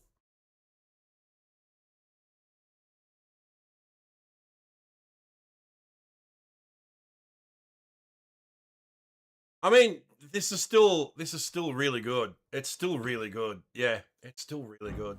We keep that. We keep that. Mastery. Bring back Jarvis Bot, Mr. Comixfan. I promise I won't go rogue again. Oh, yes, you will. Yes, you will. Yeah, that was fucking scary. We're not doing that again.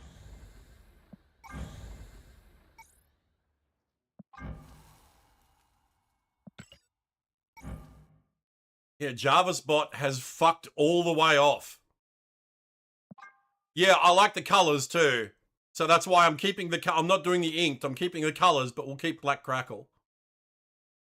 Also, hi King. Nice of you to grace us with your presence on this side of the streaming fence.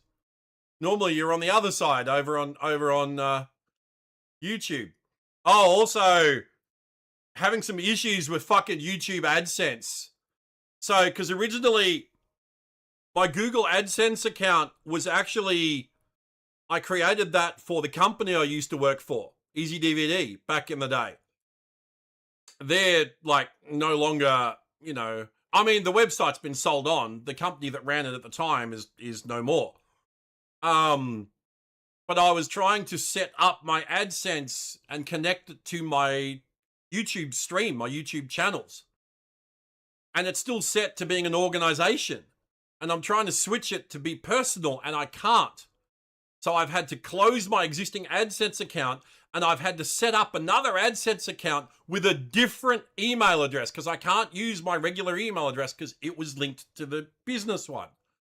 So it's a fucking pain in the ass, but yeah, we're trying to get it sorted now. Just a split like mine. Ink Pop Hazmat. Inked with Black Crackle? Nice. Yeah, inked with Black Crackle is always cool. I did kind of want purple for Nightcrawler, though. Like, I got purple for Galactus.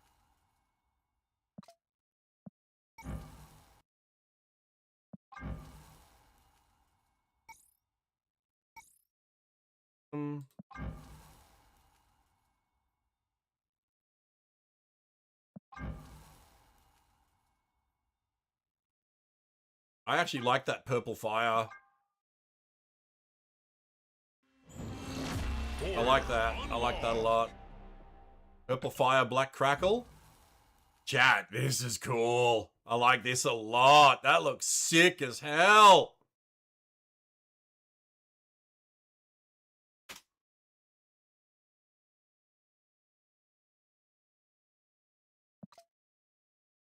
All right.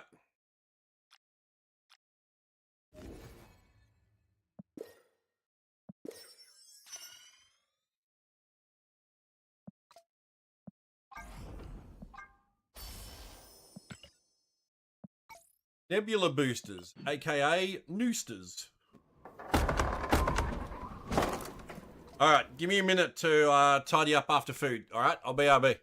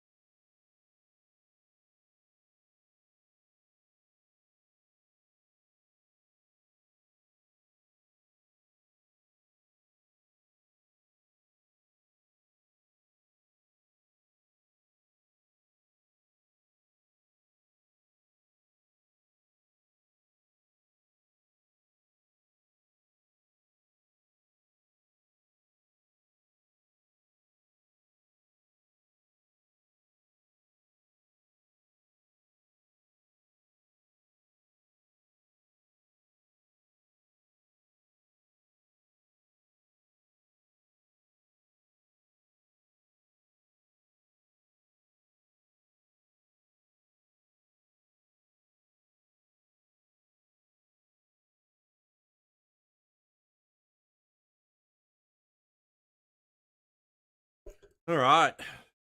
I got some more mandarins with my shopping. This thing's fucking massive. Like, look at the size of it compared to my hand. Like, I've got big hands. Right? I've got big hands. This mandarin is fucking huge. Like, mandarins, this is the size of a fucking orange, not a mandarin. It's insane. We've got a fucking mutant mandarin. And the whole bag of 6 I got is fucking that size. It's crazy. Yeah, mandarins are supposed to be fucking small. It's a goddamn fucking kaiju mandarin. Is it tasty? Well, we're gonna find out. This is the first one of the batch of 6 I got with my groceries that I'm gonna have. We'll find out. You guys in Australia have everything big. It's not meant to be. I feel like I could fucking hurt someone if I fucking threw this at him. If I fucking pegged it at him.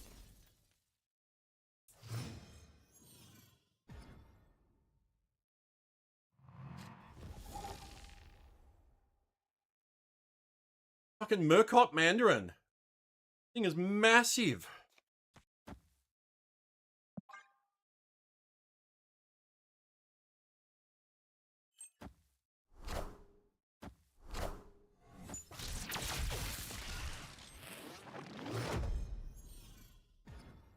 Okay.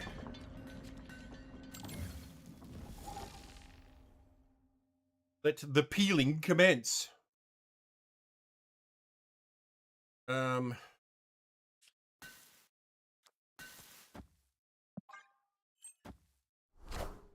Ah, crap.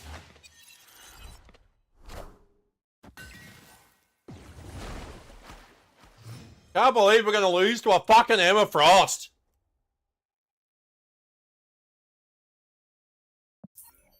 Yeah, we have to leave. Have to leave. I for sure thought they would play on fucking Nidavellir. Yeah, I thought for sure they'd go on Nidavellir. There was a skit about attacking with fruits. Lol. Monty Python skit? Maybe that's where my brain got it from. Like I've watched everything Monty Python's done, like multiple times. I've watched all the movies multiple times. I used to watch Flying Circus. I've seen every episode of Flying Circus.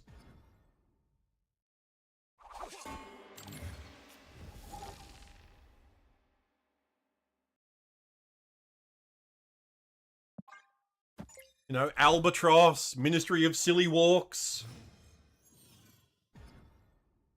He turned me into a newt, but I got better. You know.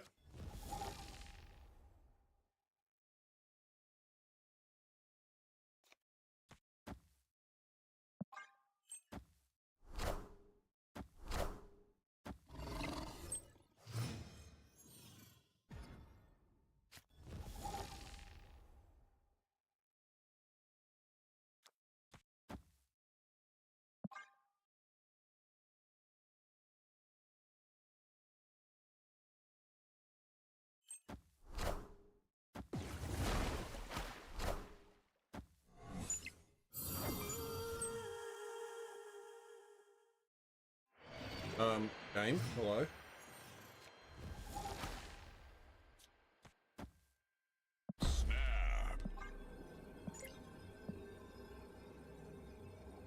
Up on this.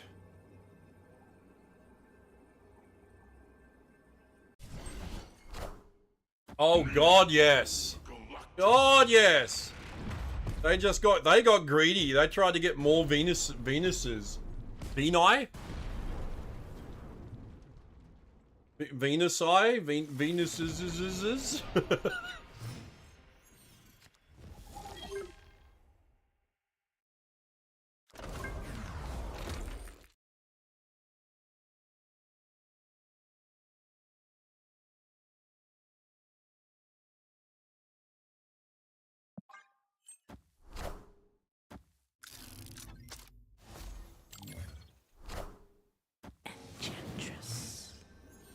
That's fine.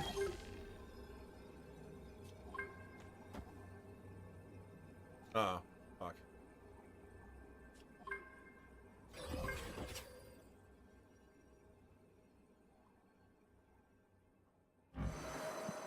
I've only got... Hello? Purple.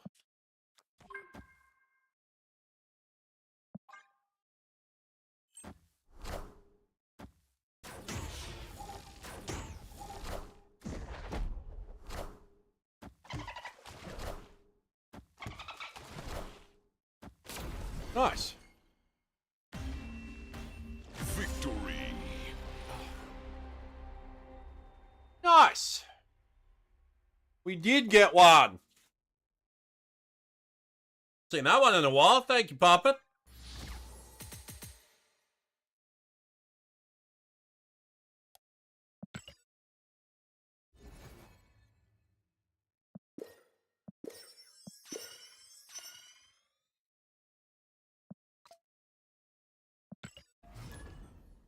Right.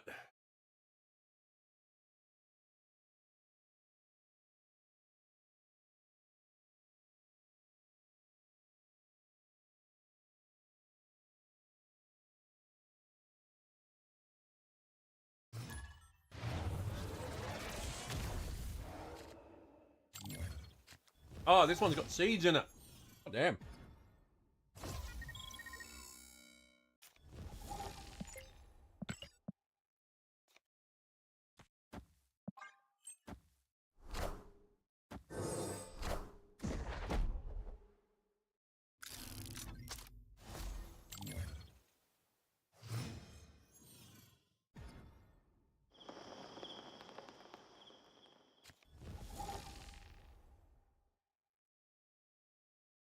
Hmm.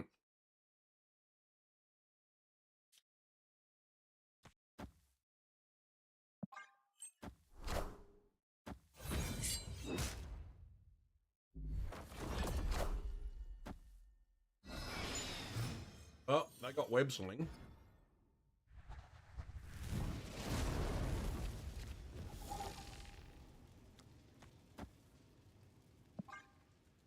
Hopefully we top deck Galactus. YOLO.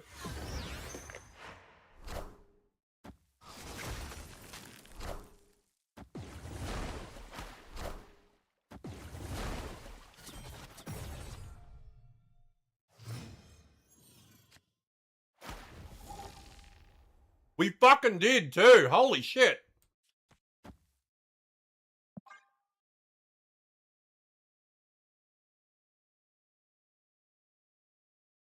Now, they got no reason to play right. They have every reason to play left.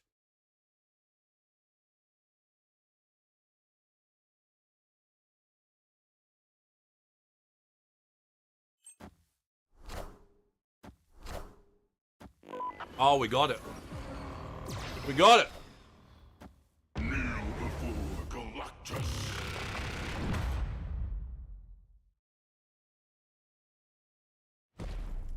Christ, I've had half that Mandarin and it feels like I've eaten an entire one. There's still fucking half to go. That's crazy.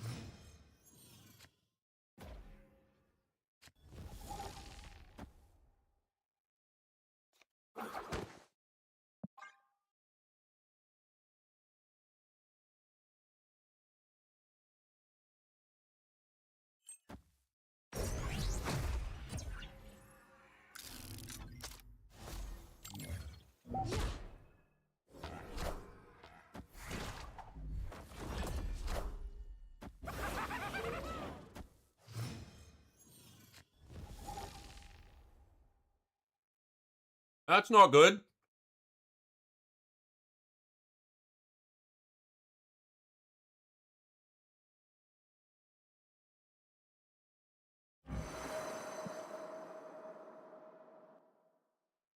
I'm thinking of skipping this turn. But my concern is they've got Green Goblin. Do they have Hobgoblin? Nope.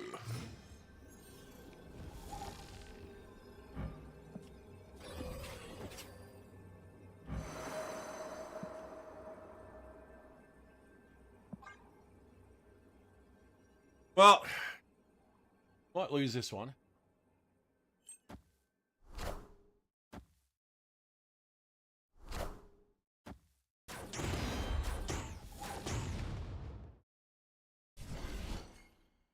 Aye. Ha. Tie. Lol.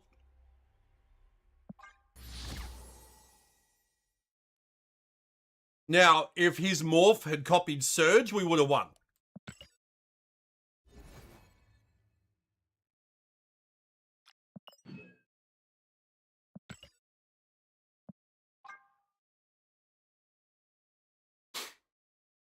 In a blaze of glory. Legendary.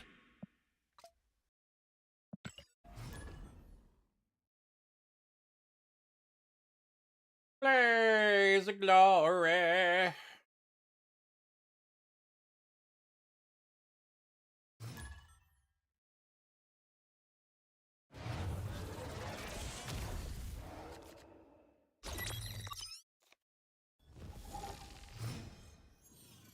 Lots of fucking seeds in this one. God damn.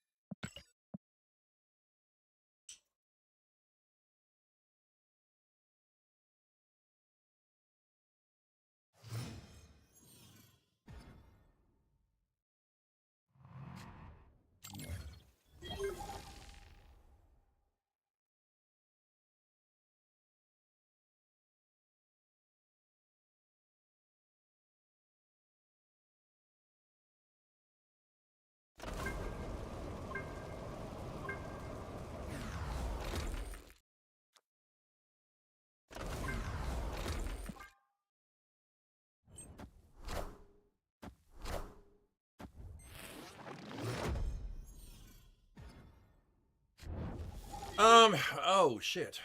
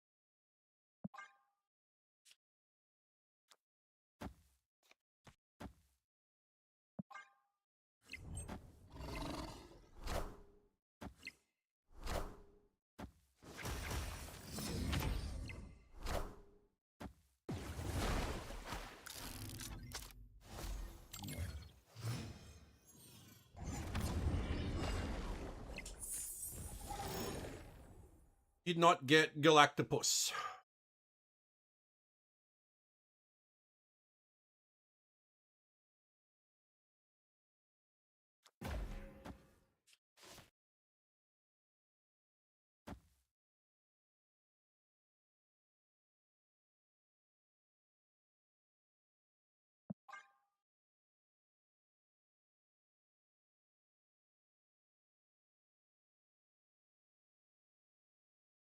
Man, fucking Mandarin was like a meal. Crazy. Another fucking 5 to go. Oh, I totally forgot he's fucking Zombie Galactus as well.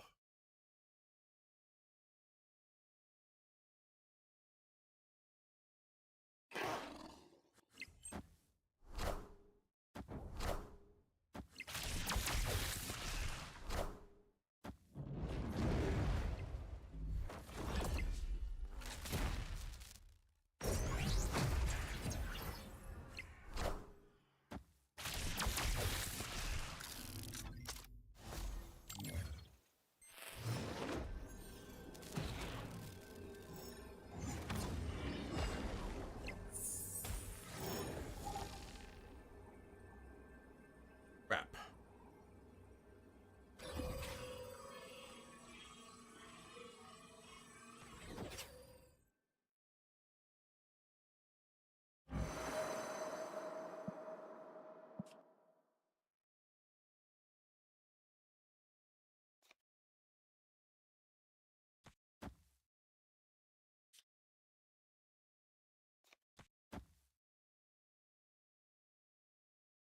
Probably going to lose this.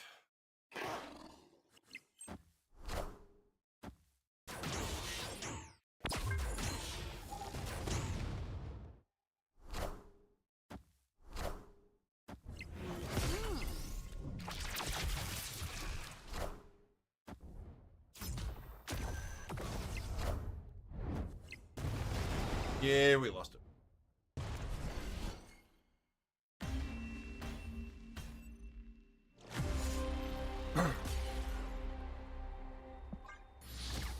Oh well.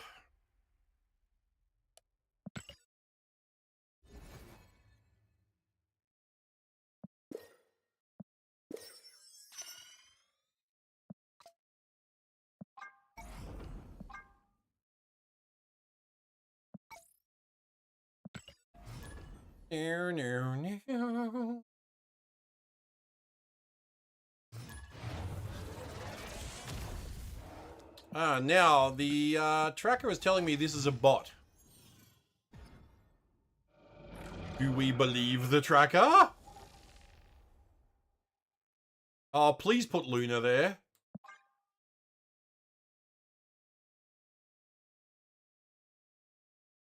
One in 4 chance for it to put the card I want there.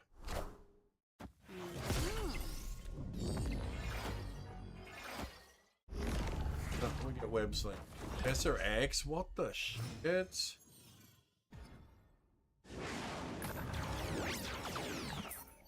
Fuck this. Escaped. Fucking peak. What a trash fucking location.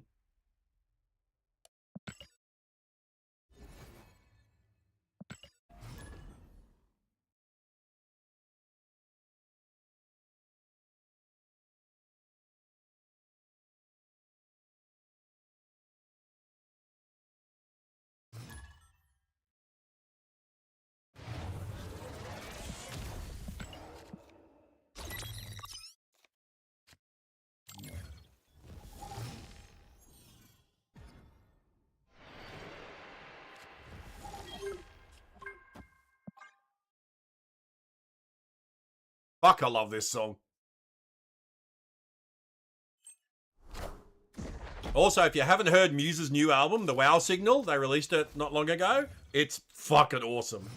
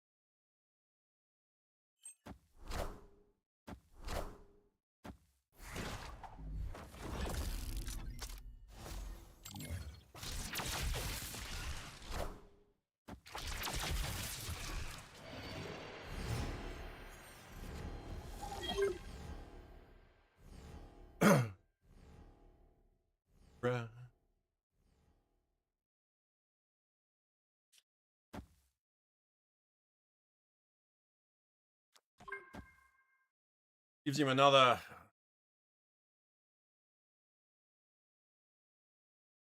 Gives him another bullet. I have munchies.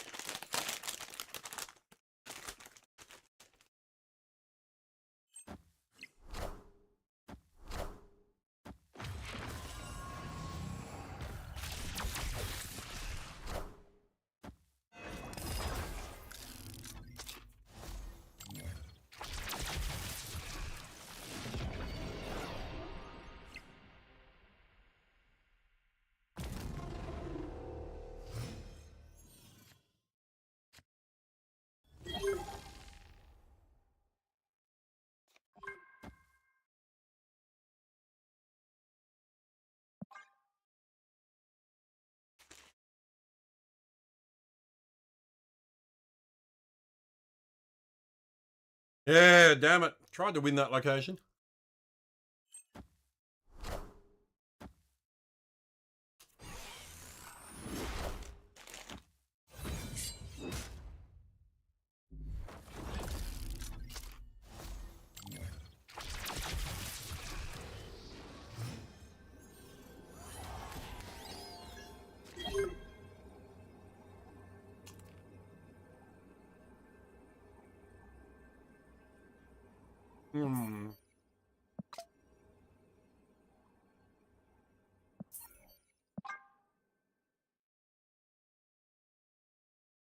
No, we leave. Escaped.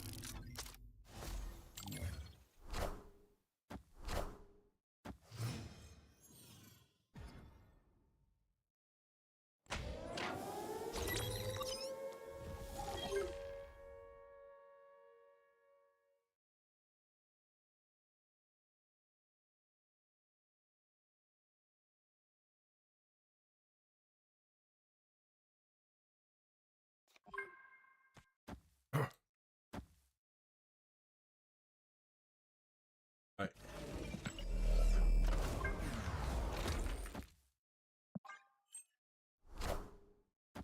Oh, Spider Ham, please hit Starbrand.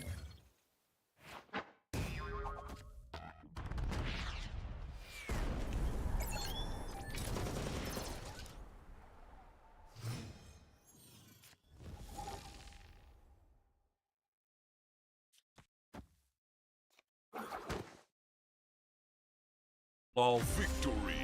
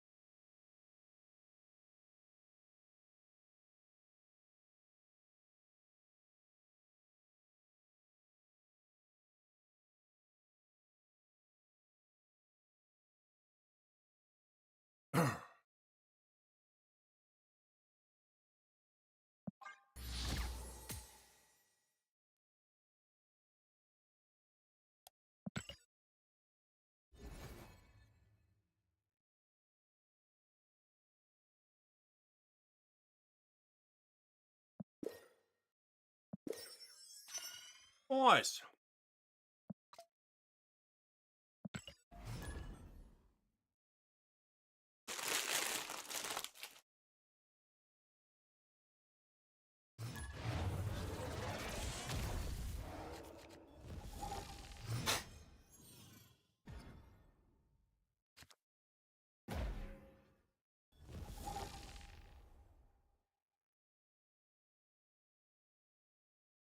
Um.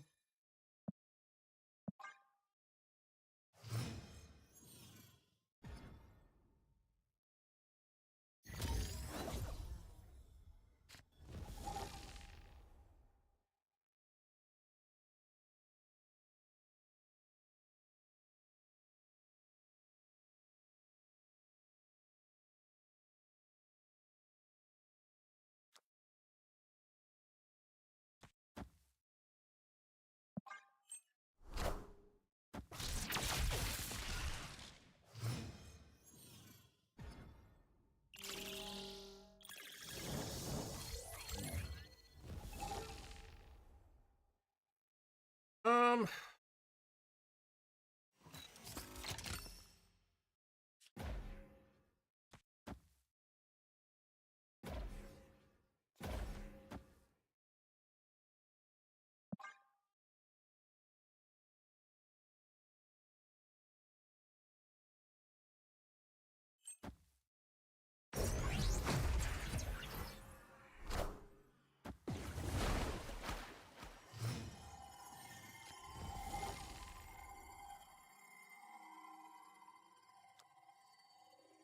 Hmm.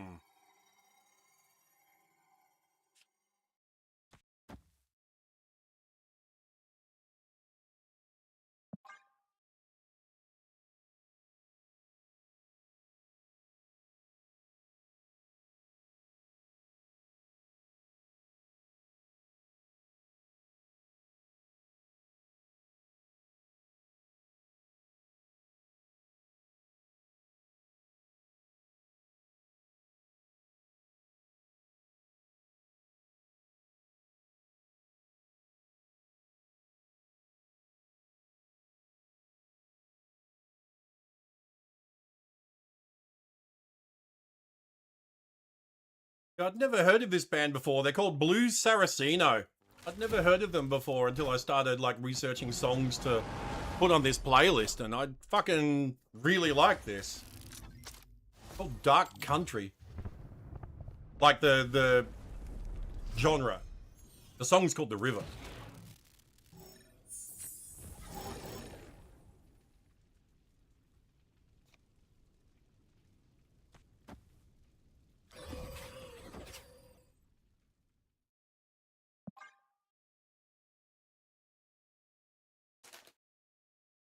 More munchies.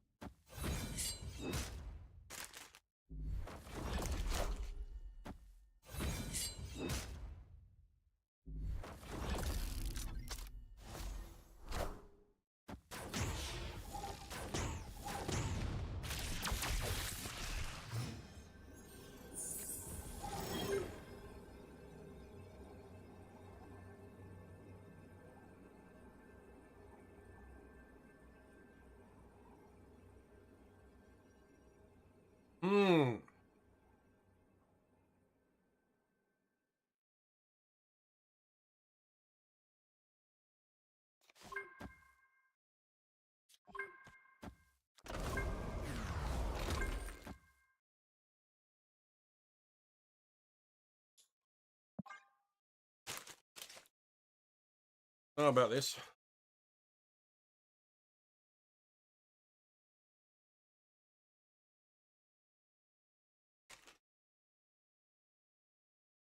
If he's got adamantium infusion, he can bring back death.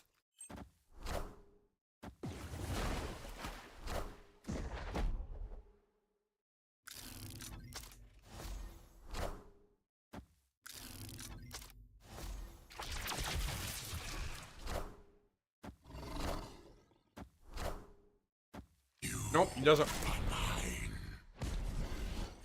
All right. Victory.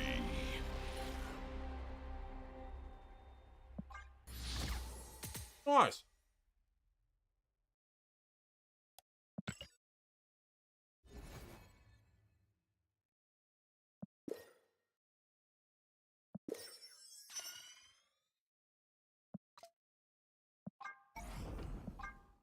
See what we get. Hey, Ink Pulp Rocket. This was released the other day. I'm not upset about that at all. That's really cool. Mastery.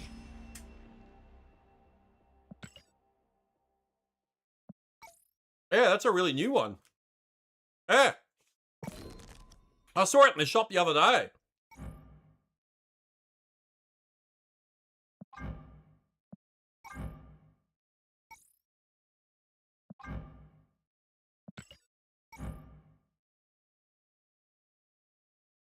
Yeah, that looks pretty cool.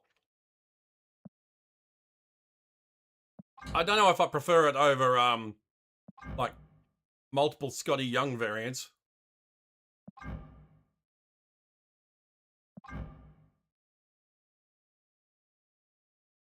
I love that one.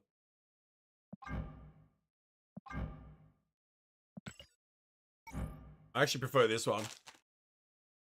Not that I ever fucking play Rocket. You know, you bought it, you love Ink Pulp. Yeah, he's a good artist. Yeah, like I said, I'm not upset about that at all.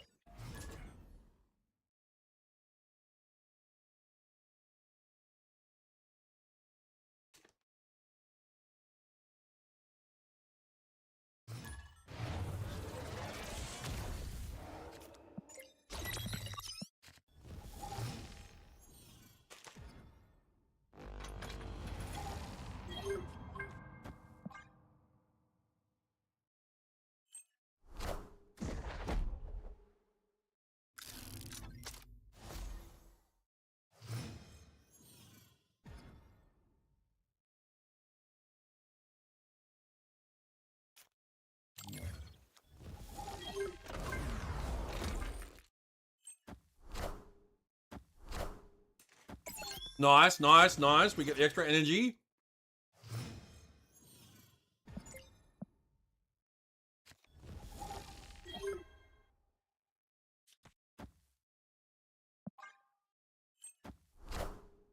Not that we need it.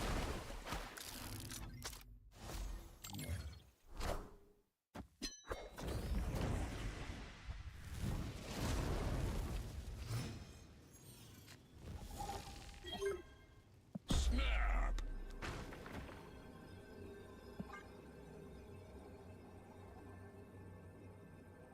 We can bring back a 12 power wave too. Kneel before the Galactus.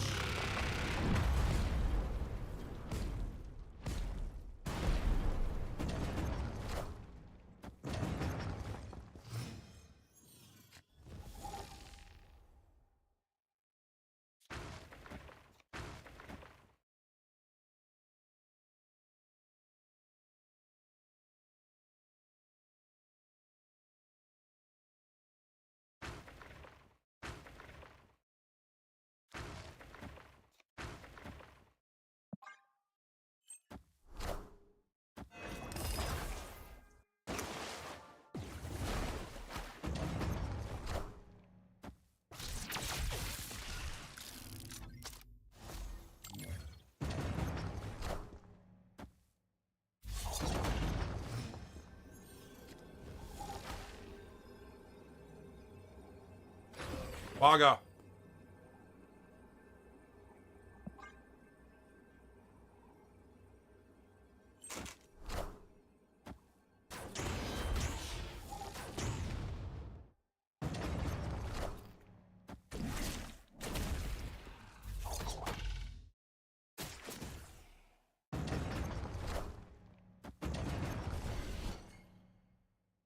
Nice. Victory.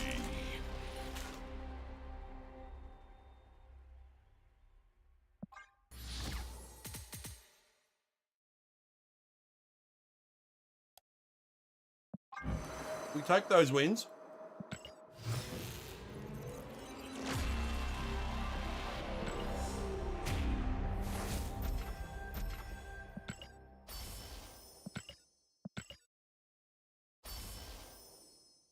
The worst player wins. Well, I just did.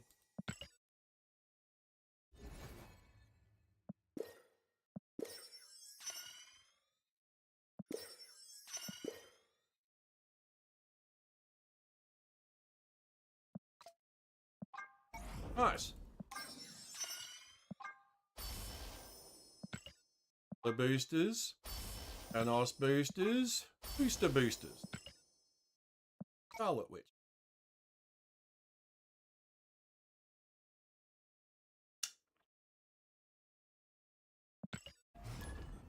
We're still hovering around 93 though.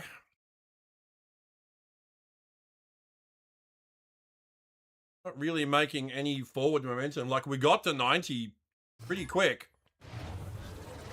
We've just been hovering around here for like a fucking week.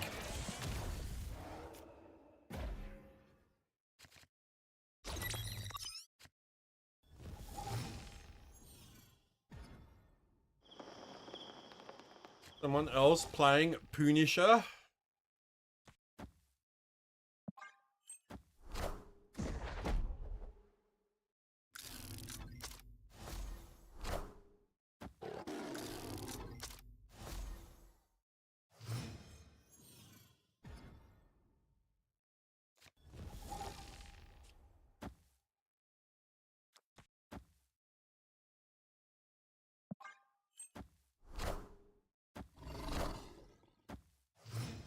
Yeah, no you don't.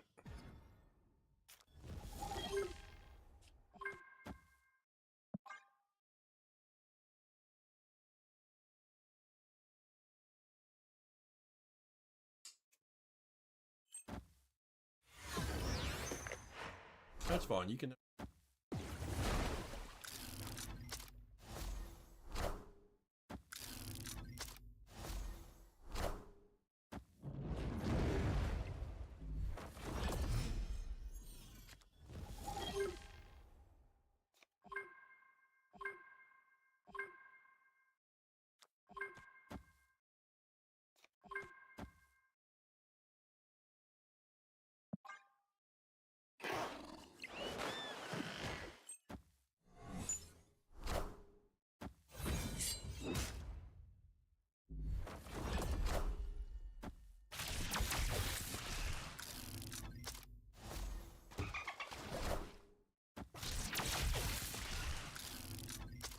Hey, you are not getting that fucking extra energy, mate.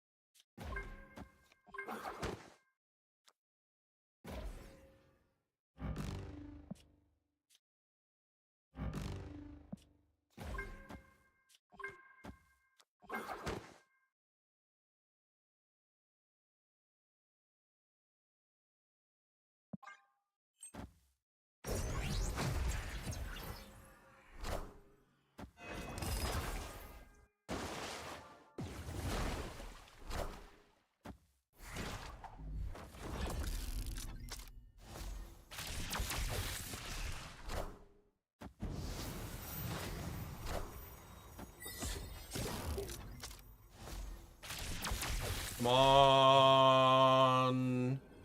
Yes.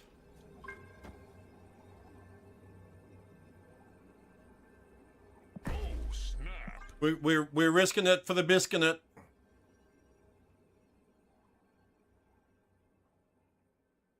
Oh wait, no. Fuck.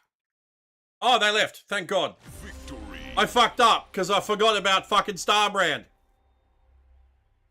I totally fucked up. We would have fucking lost that. Oh, let's call that a bluff step and Call that a day.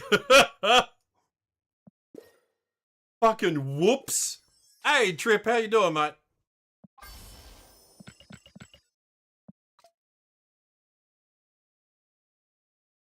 God damn. Yeah, doing all right. I'm still here. So, you know, good start.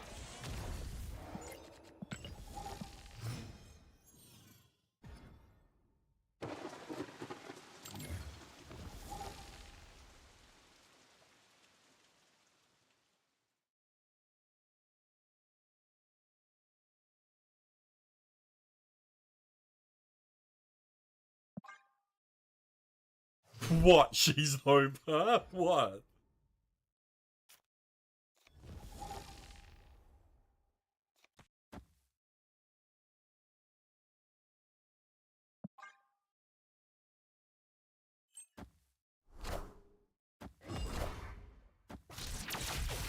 We won? Thanks to my my bluff snap. Didn't have any new issues this week, and your month's behind in reading, so you just grab some Spider-Boy covers that you don't own yet. Nice, nice, nice.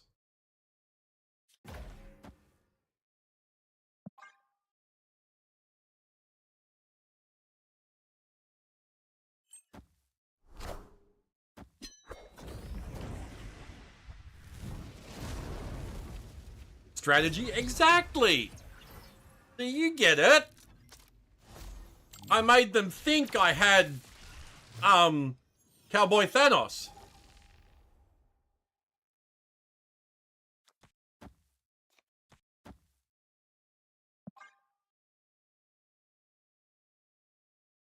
You've got 49 of the 223 covers Spider-Boy appears on. There's 223 covers? I didn't think there were that many. Jesus.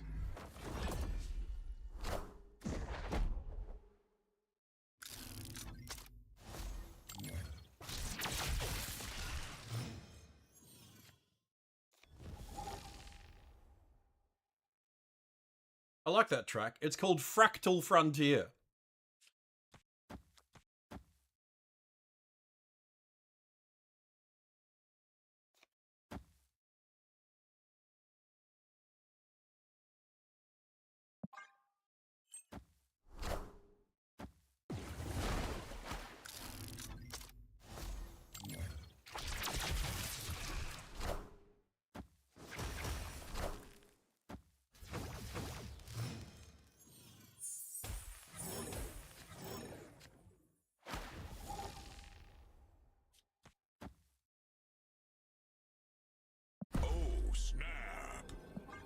This will end the game.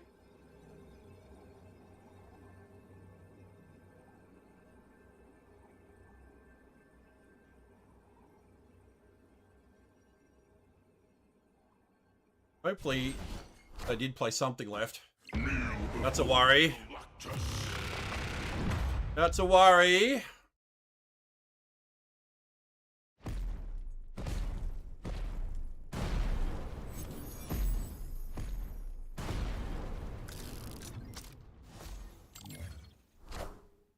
Oh, nice. Not nice. No, nice. We still win. We still win. That's great. That's actually great. Oh my God, we're back to 94.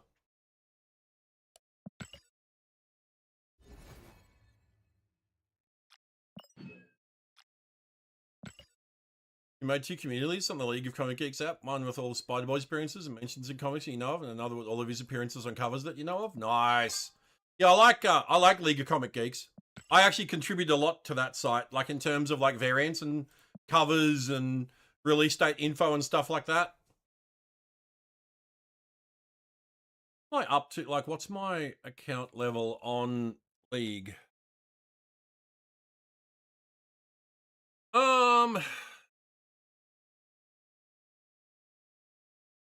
Contributions. I'm rank 4. I'm a contributor rank 4. I can approve submissions without, like, you know, I can submit corrections without waiting for moderator approval. I can approve things because I'm technically a moderator. Yeah. It's a really handy resource, that website. I do like it a lot. Which is why I support it. Like, a lot of the comic covers that I've got over there, like, that's the reason why I have these covers, like, locally, because originally I was, like, downloading them from the retailers' websites and then uploading them to League of Comic Geeks.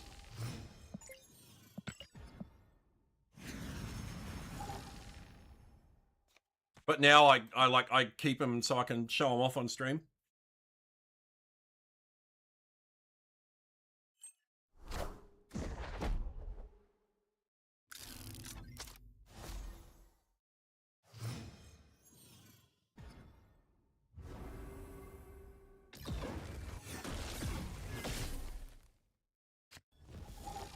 He lost Starbrand and he lost Lucas Cage.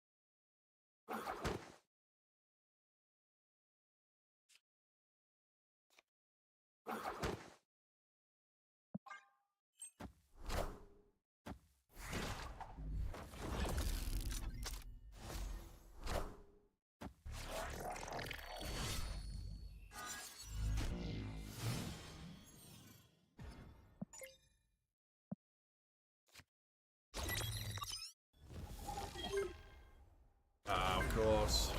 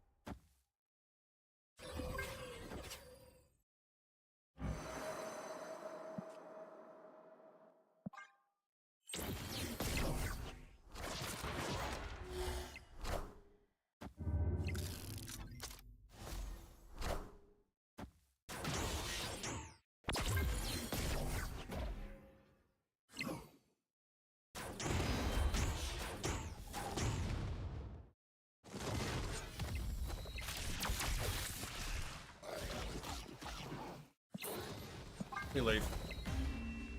There's a cool run you plan on buying. That's your weekly comic shop. Local comic run called Gladstone School for World Conquerors. A school for kids supervillains. Lol. Gladstone School for World Conquerors. What a great title.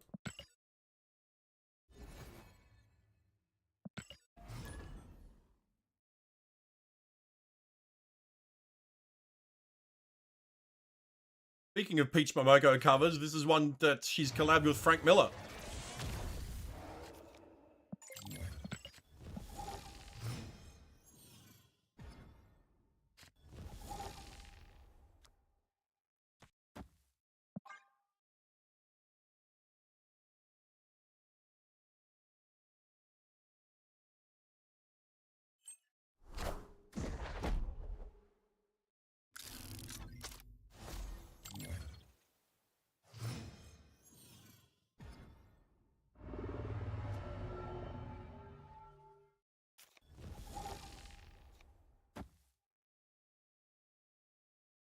On the League app, nice.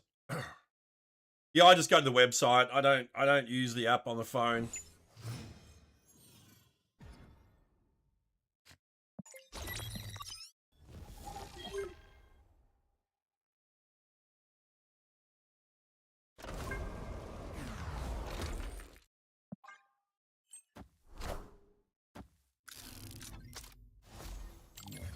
Avengers! Assemble.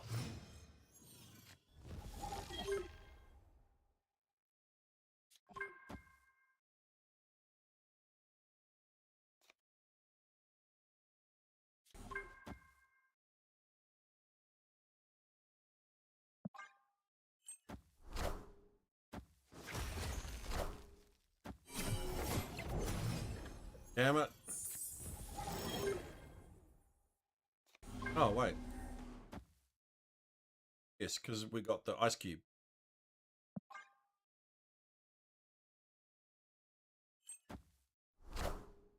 Behold my mighty That's hand. fine. You do that all you want. Galactus.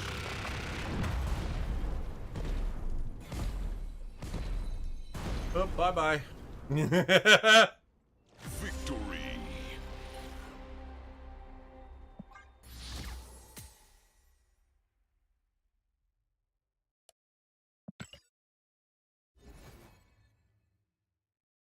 I hate that Lunar Snow variant.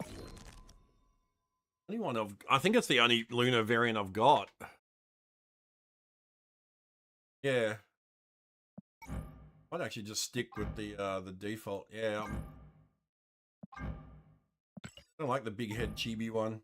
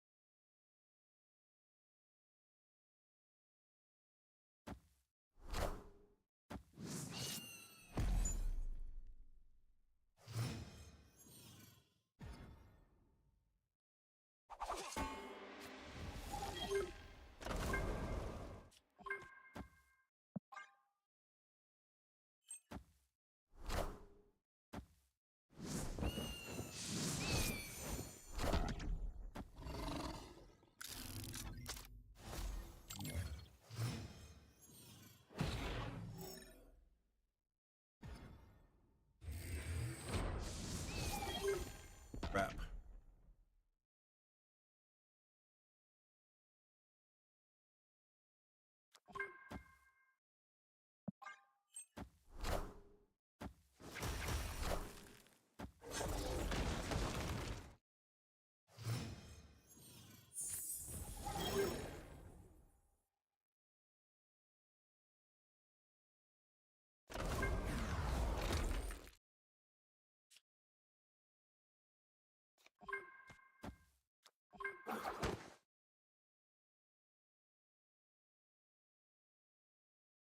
Hmm.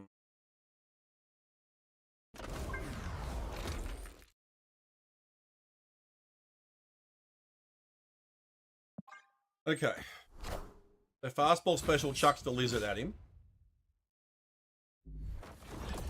And that lets us move the ninja away.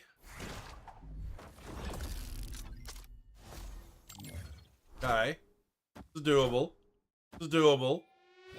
That's fine.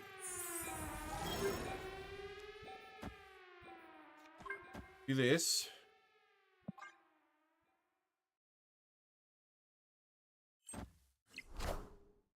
That's also fine. Also fine. Also fine.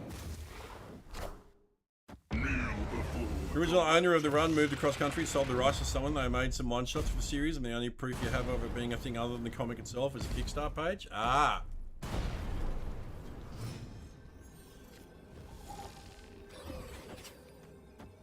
Snap.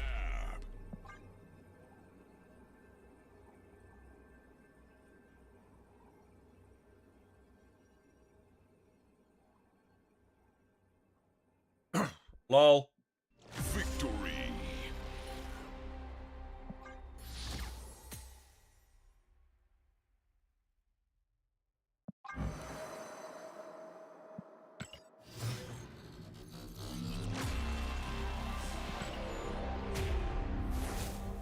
Oh, we nearly got another 3,000. Nice.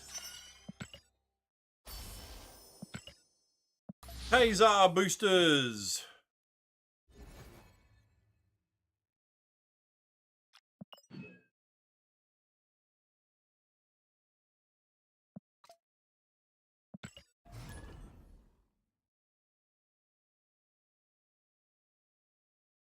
I think we do one more for tonight, and then we'll call it. Now, if DC's November previews get released tomorrow, climbing with Galactus, I know, right? Yeah, if DC's previews get released tomorrow, we'll do them first on stream tomorrow. We'll go over those first. I did want to play some Overwatch and some Hearthstone, so we might end up playing a bit of that tomorrow. If, like, after the previews, if the previews come out, that is.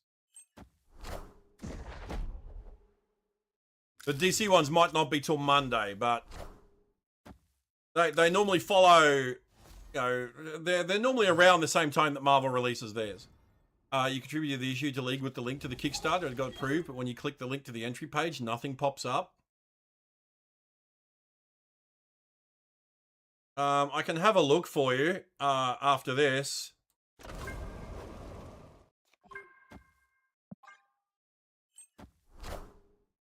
What was it called again?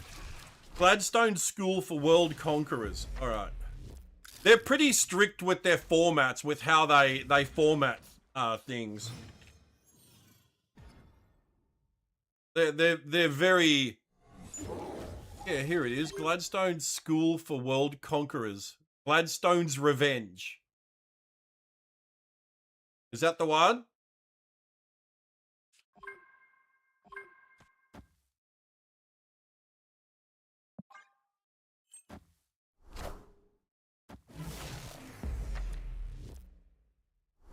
Oh, Kid Nefarious. Okay, so it's not that one.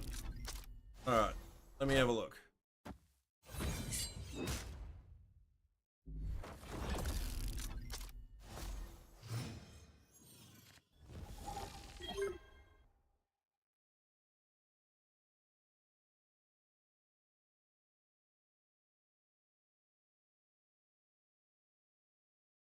Okay, so the landing page is there, but there's no issue. There's the page for the like series.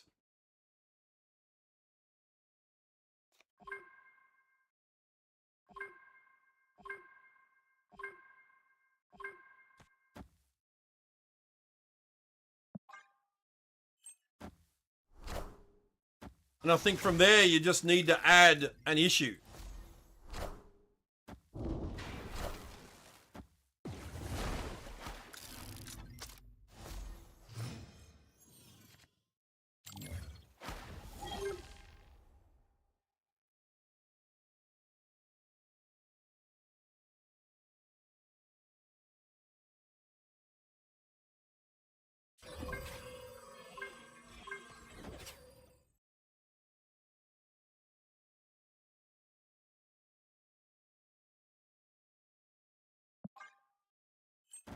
Face the might of Asgard, Mjolnir!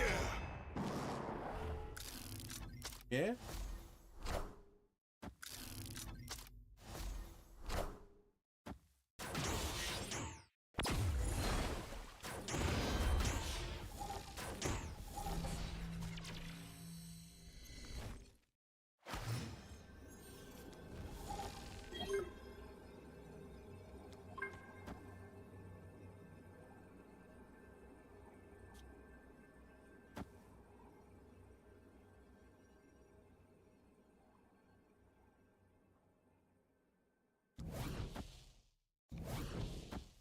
Oh, lol.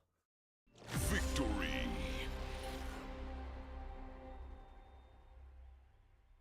Yeah. So you've added like the title, but you haven't added the issue to the title.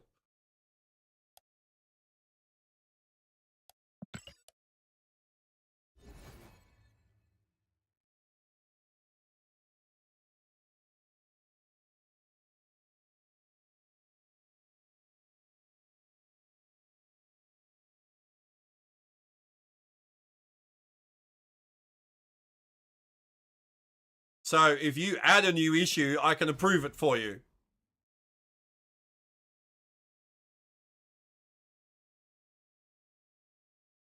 Lol, you added the run back in May, but you forgot to add the issue. Lol. If you add it now, I'll approve it for you. Yeah, you're trying to do it right now? Yeah, no worries. Let me know when you're done, and I'll refresh and approve it.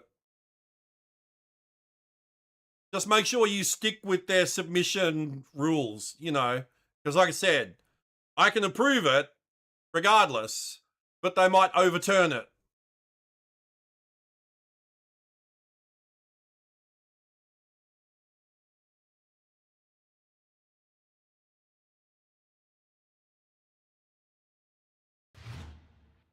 Oh, nice. Victory.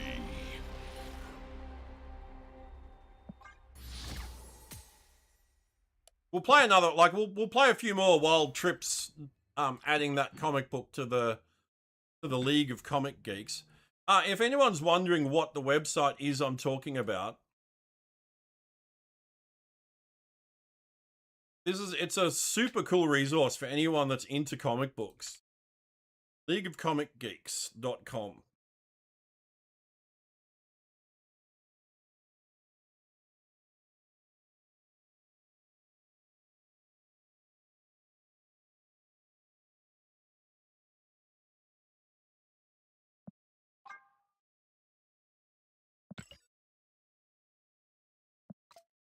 Nah, nah, nah, nah, nah, nah.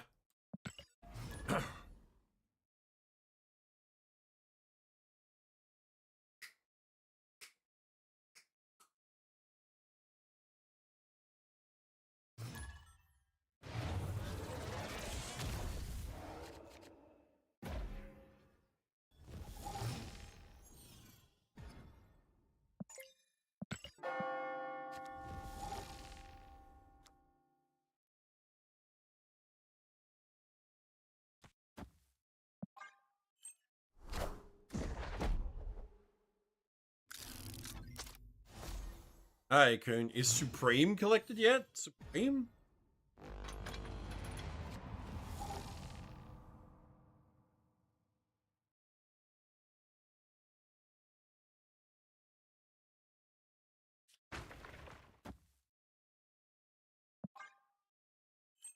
Is that an Image series? Because I'll be honest, I'm not a big Image Comics guy.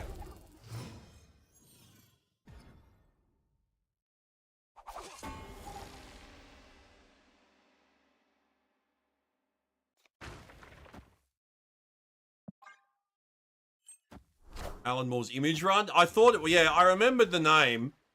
But yeah, no, I don't know. Like I said, I don't really read a lot of Image. I don't read any Image, to be honest.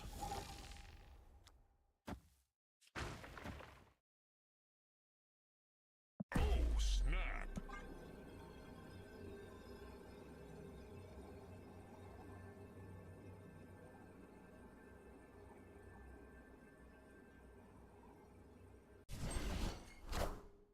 Kneel before the Galactus. It was more a Superman story using the character. I've heard that, yeah. And look, I like Alan Moore's stuff. I'm honestly surprised I haven't read his Supreme.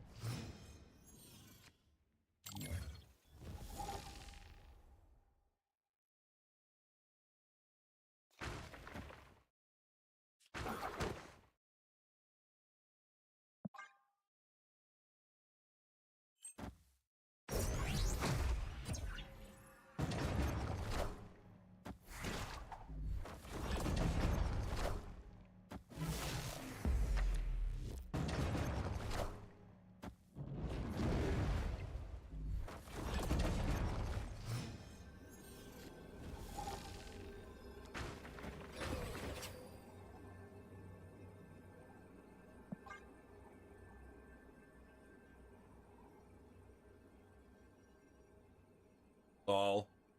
Victory. How you going, Trip? Did you get it added?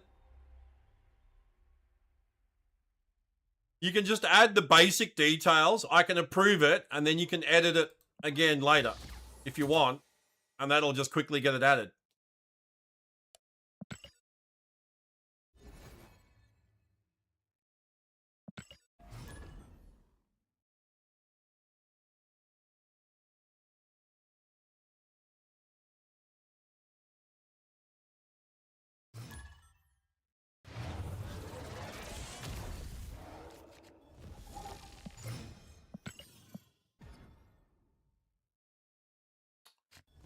This person has an exceptionally good name. I'm just saying.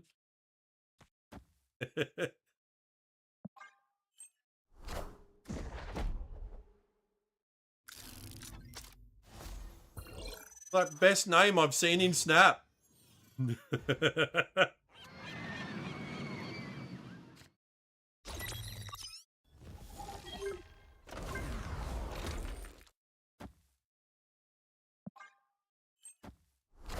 All right, let me have a look. Yep, there it is.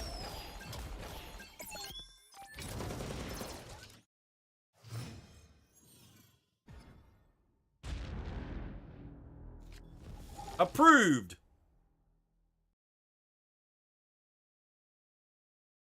There you go. It's up. Am I Magneto? I should have been with a K, but my dad fucked up on the birth certificate and put it with a C. At least that's the story that my mum always used to tell me.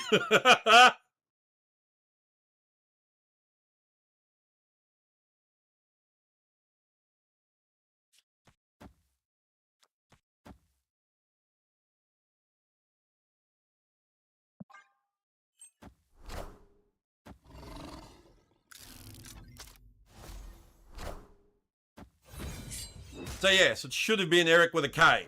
So I should have been Magneto.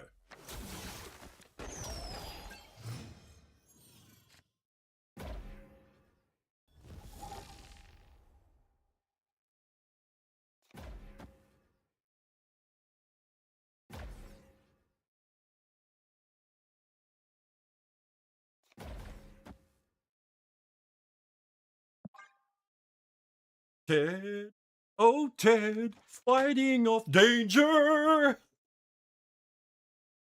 Fuck, I love this song. Grim Reaper, Simon Williams' brother, Eric Williams. One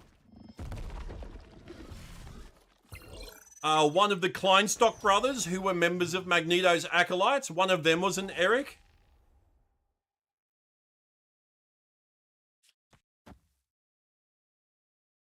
Oh, snap.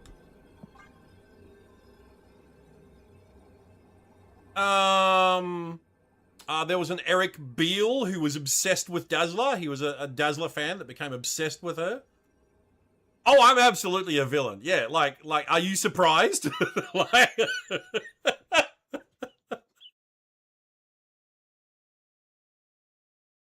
yeah, all of the bad guys are named Eric. It's like, it's fucking wild.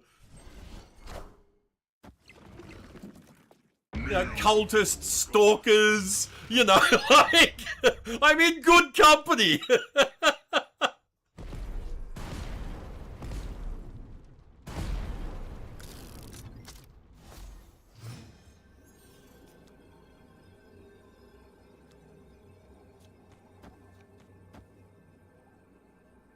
And we don't get Thanos. He's still sitting in the deck.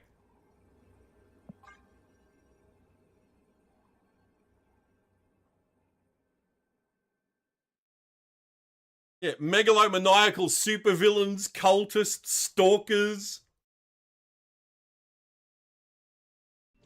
death worshippers. It's not getting any better, let me tell you.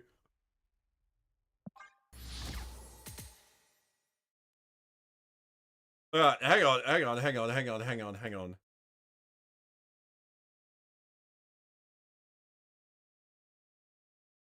Oh, Eric O'Grady, the Ant-Man, the incorrigible Ant-Man or whatever. Killmonger. Killmonger's real name is Eric with a K. Blade. Blade's real name is Eric. So he's half vampire, so I guess that's not much better. Eric Masterson. He took over from Thor for a while before becoming Thunderstrike, so there's one hero there. Eric Selvig from the MCU. He was the astrophysicist that helped Thor and Jane Foster. That was Stellan Skarsgård's character.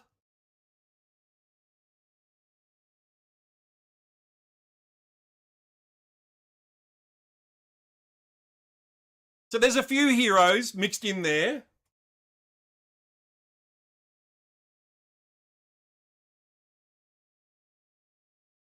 Hang on, I'm just doing a quick Google search and it's popped up with the AI shit. Oh, Eric Jostin, Atlas from the Thunderbolts.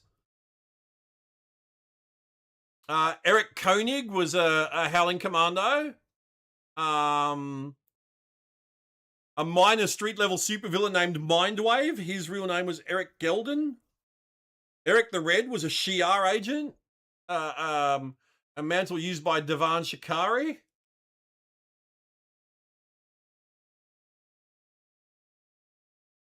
So, more villains.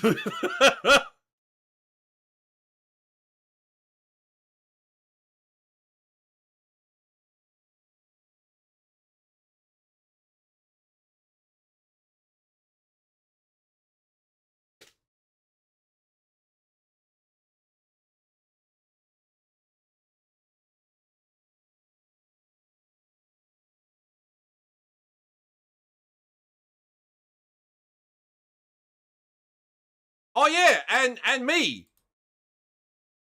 Well, I'm not exactly. I wouldn't say I'm a well-known Eric in the MCU because I had one appearance, and I died in that one appearance, and I haven't returned yet. All right, gang, we're gonna wrap it up here for tonight. It's been a good day. It's been a good day. Explain. I'm in a Marvel comic trip. I told this story at the top of the stream. I'm in Weapon X issue 1/2. Right? I'm a soldier at the Weapon X a security guard at the Weapon X project. Let me find the comic for you. I knew the writer at the time, Frank Thierry. He needed a character to use as like a throwaway like bit role. And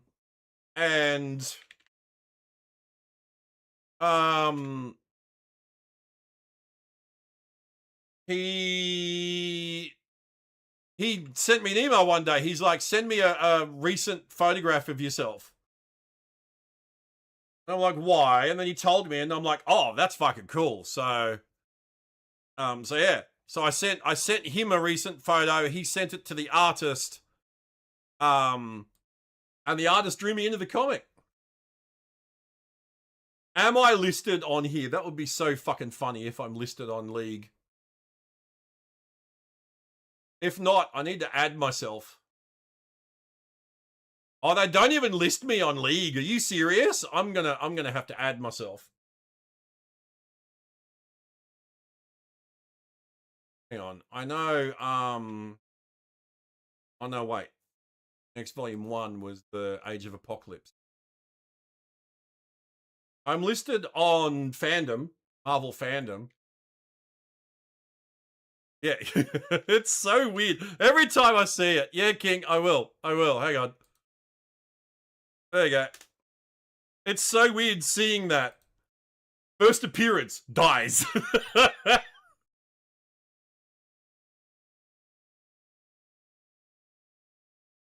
But yeah, full name and everything.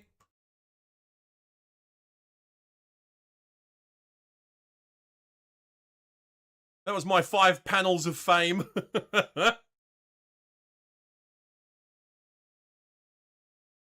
I've actually got, hang on, I think I can show you guys.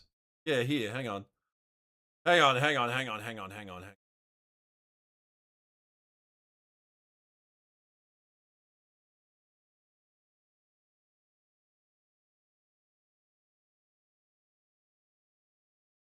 Wait.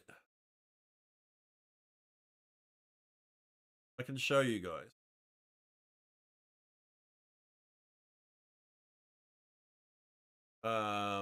This is a page from the comic. There's me. There's me down the bottom right. That's me. That's me. Bottom right. That's me. And then the second image.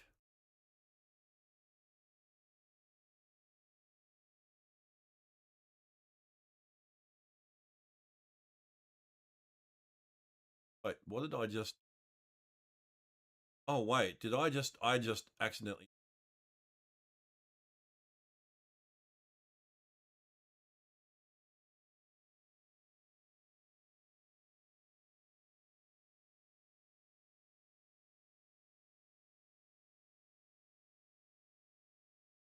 Second page. There you go. There's me exploding. Lol. Yeah, dude, it's super cool. It's super cool. I'll leave it up. I'll wait till you come out of ads, Trip. I'll wait. I'll wait for Trip. Yep. Mighty Boosh, dude. I was the original Mighty Boosh.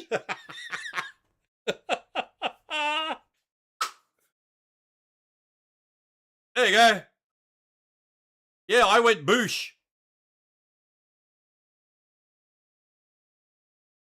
What a way to go. Clean up on aisle me. We're in the company of greatness? Hardly, dude. I told you, 5 panels of fame. I did used to have, yeah, I've still got it. I've still got my goatee, but, like, you can't see it now, because... But, yeah, that was based on an actual photo of me, which is still pretty much me, just no grey. Get my character back into the MCU, that'd be hilarious. But probably very unlikely. Lol. So yeah, that's my 5 panels of fame. All right, folks, we're gonna wrap it up here. When am I coming to Snap as a card? Lol. Boosh fan, that's it. Yes, the mighty Boosh, that's it. Am I in Doomsday? I can neither confirm nor deny whether I'm in Doomsday. 1-1, blow up. Go Boosh on reveal. On reveal, Boosh. That has to be my Snap card, right? I can tell you, I can neither confirm nor deny if I'm in Doomsday. Sorry. Alright, gang, alright. Folks on YouTube, thank you for hanging out today. Appreciate you all being here. Folks on Twitch, appreciate you guys as well. We're going to go, I see Alexander is on. So we're going to go raid Alexander.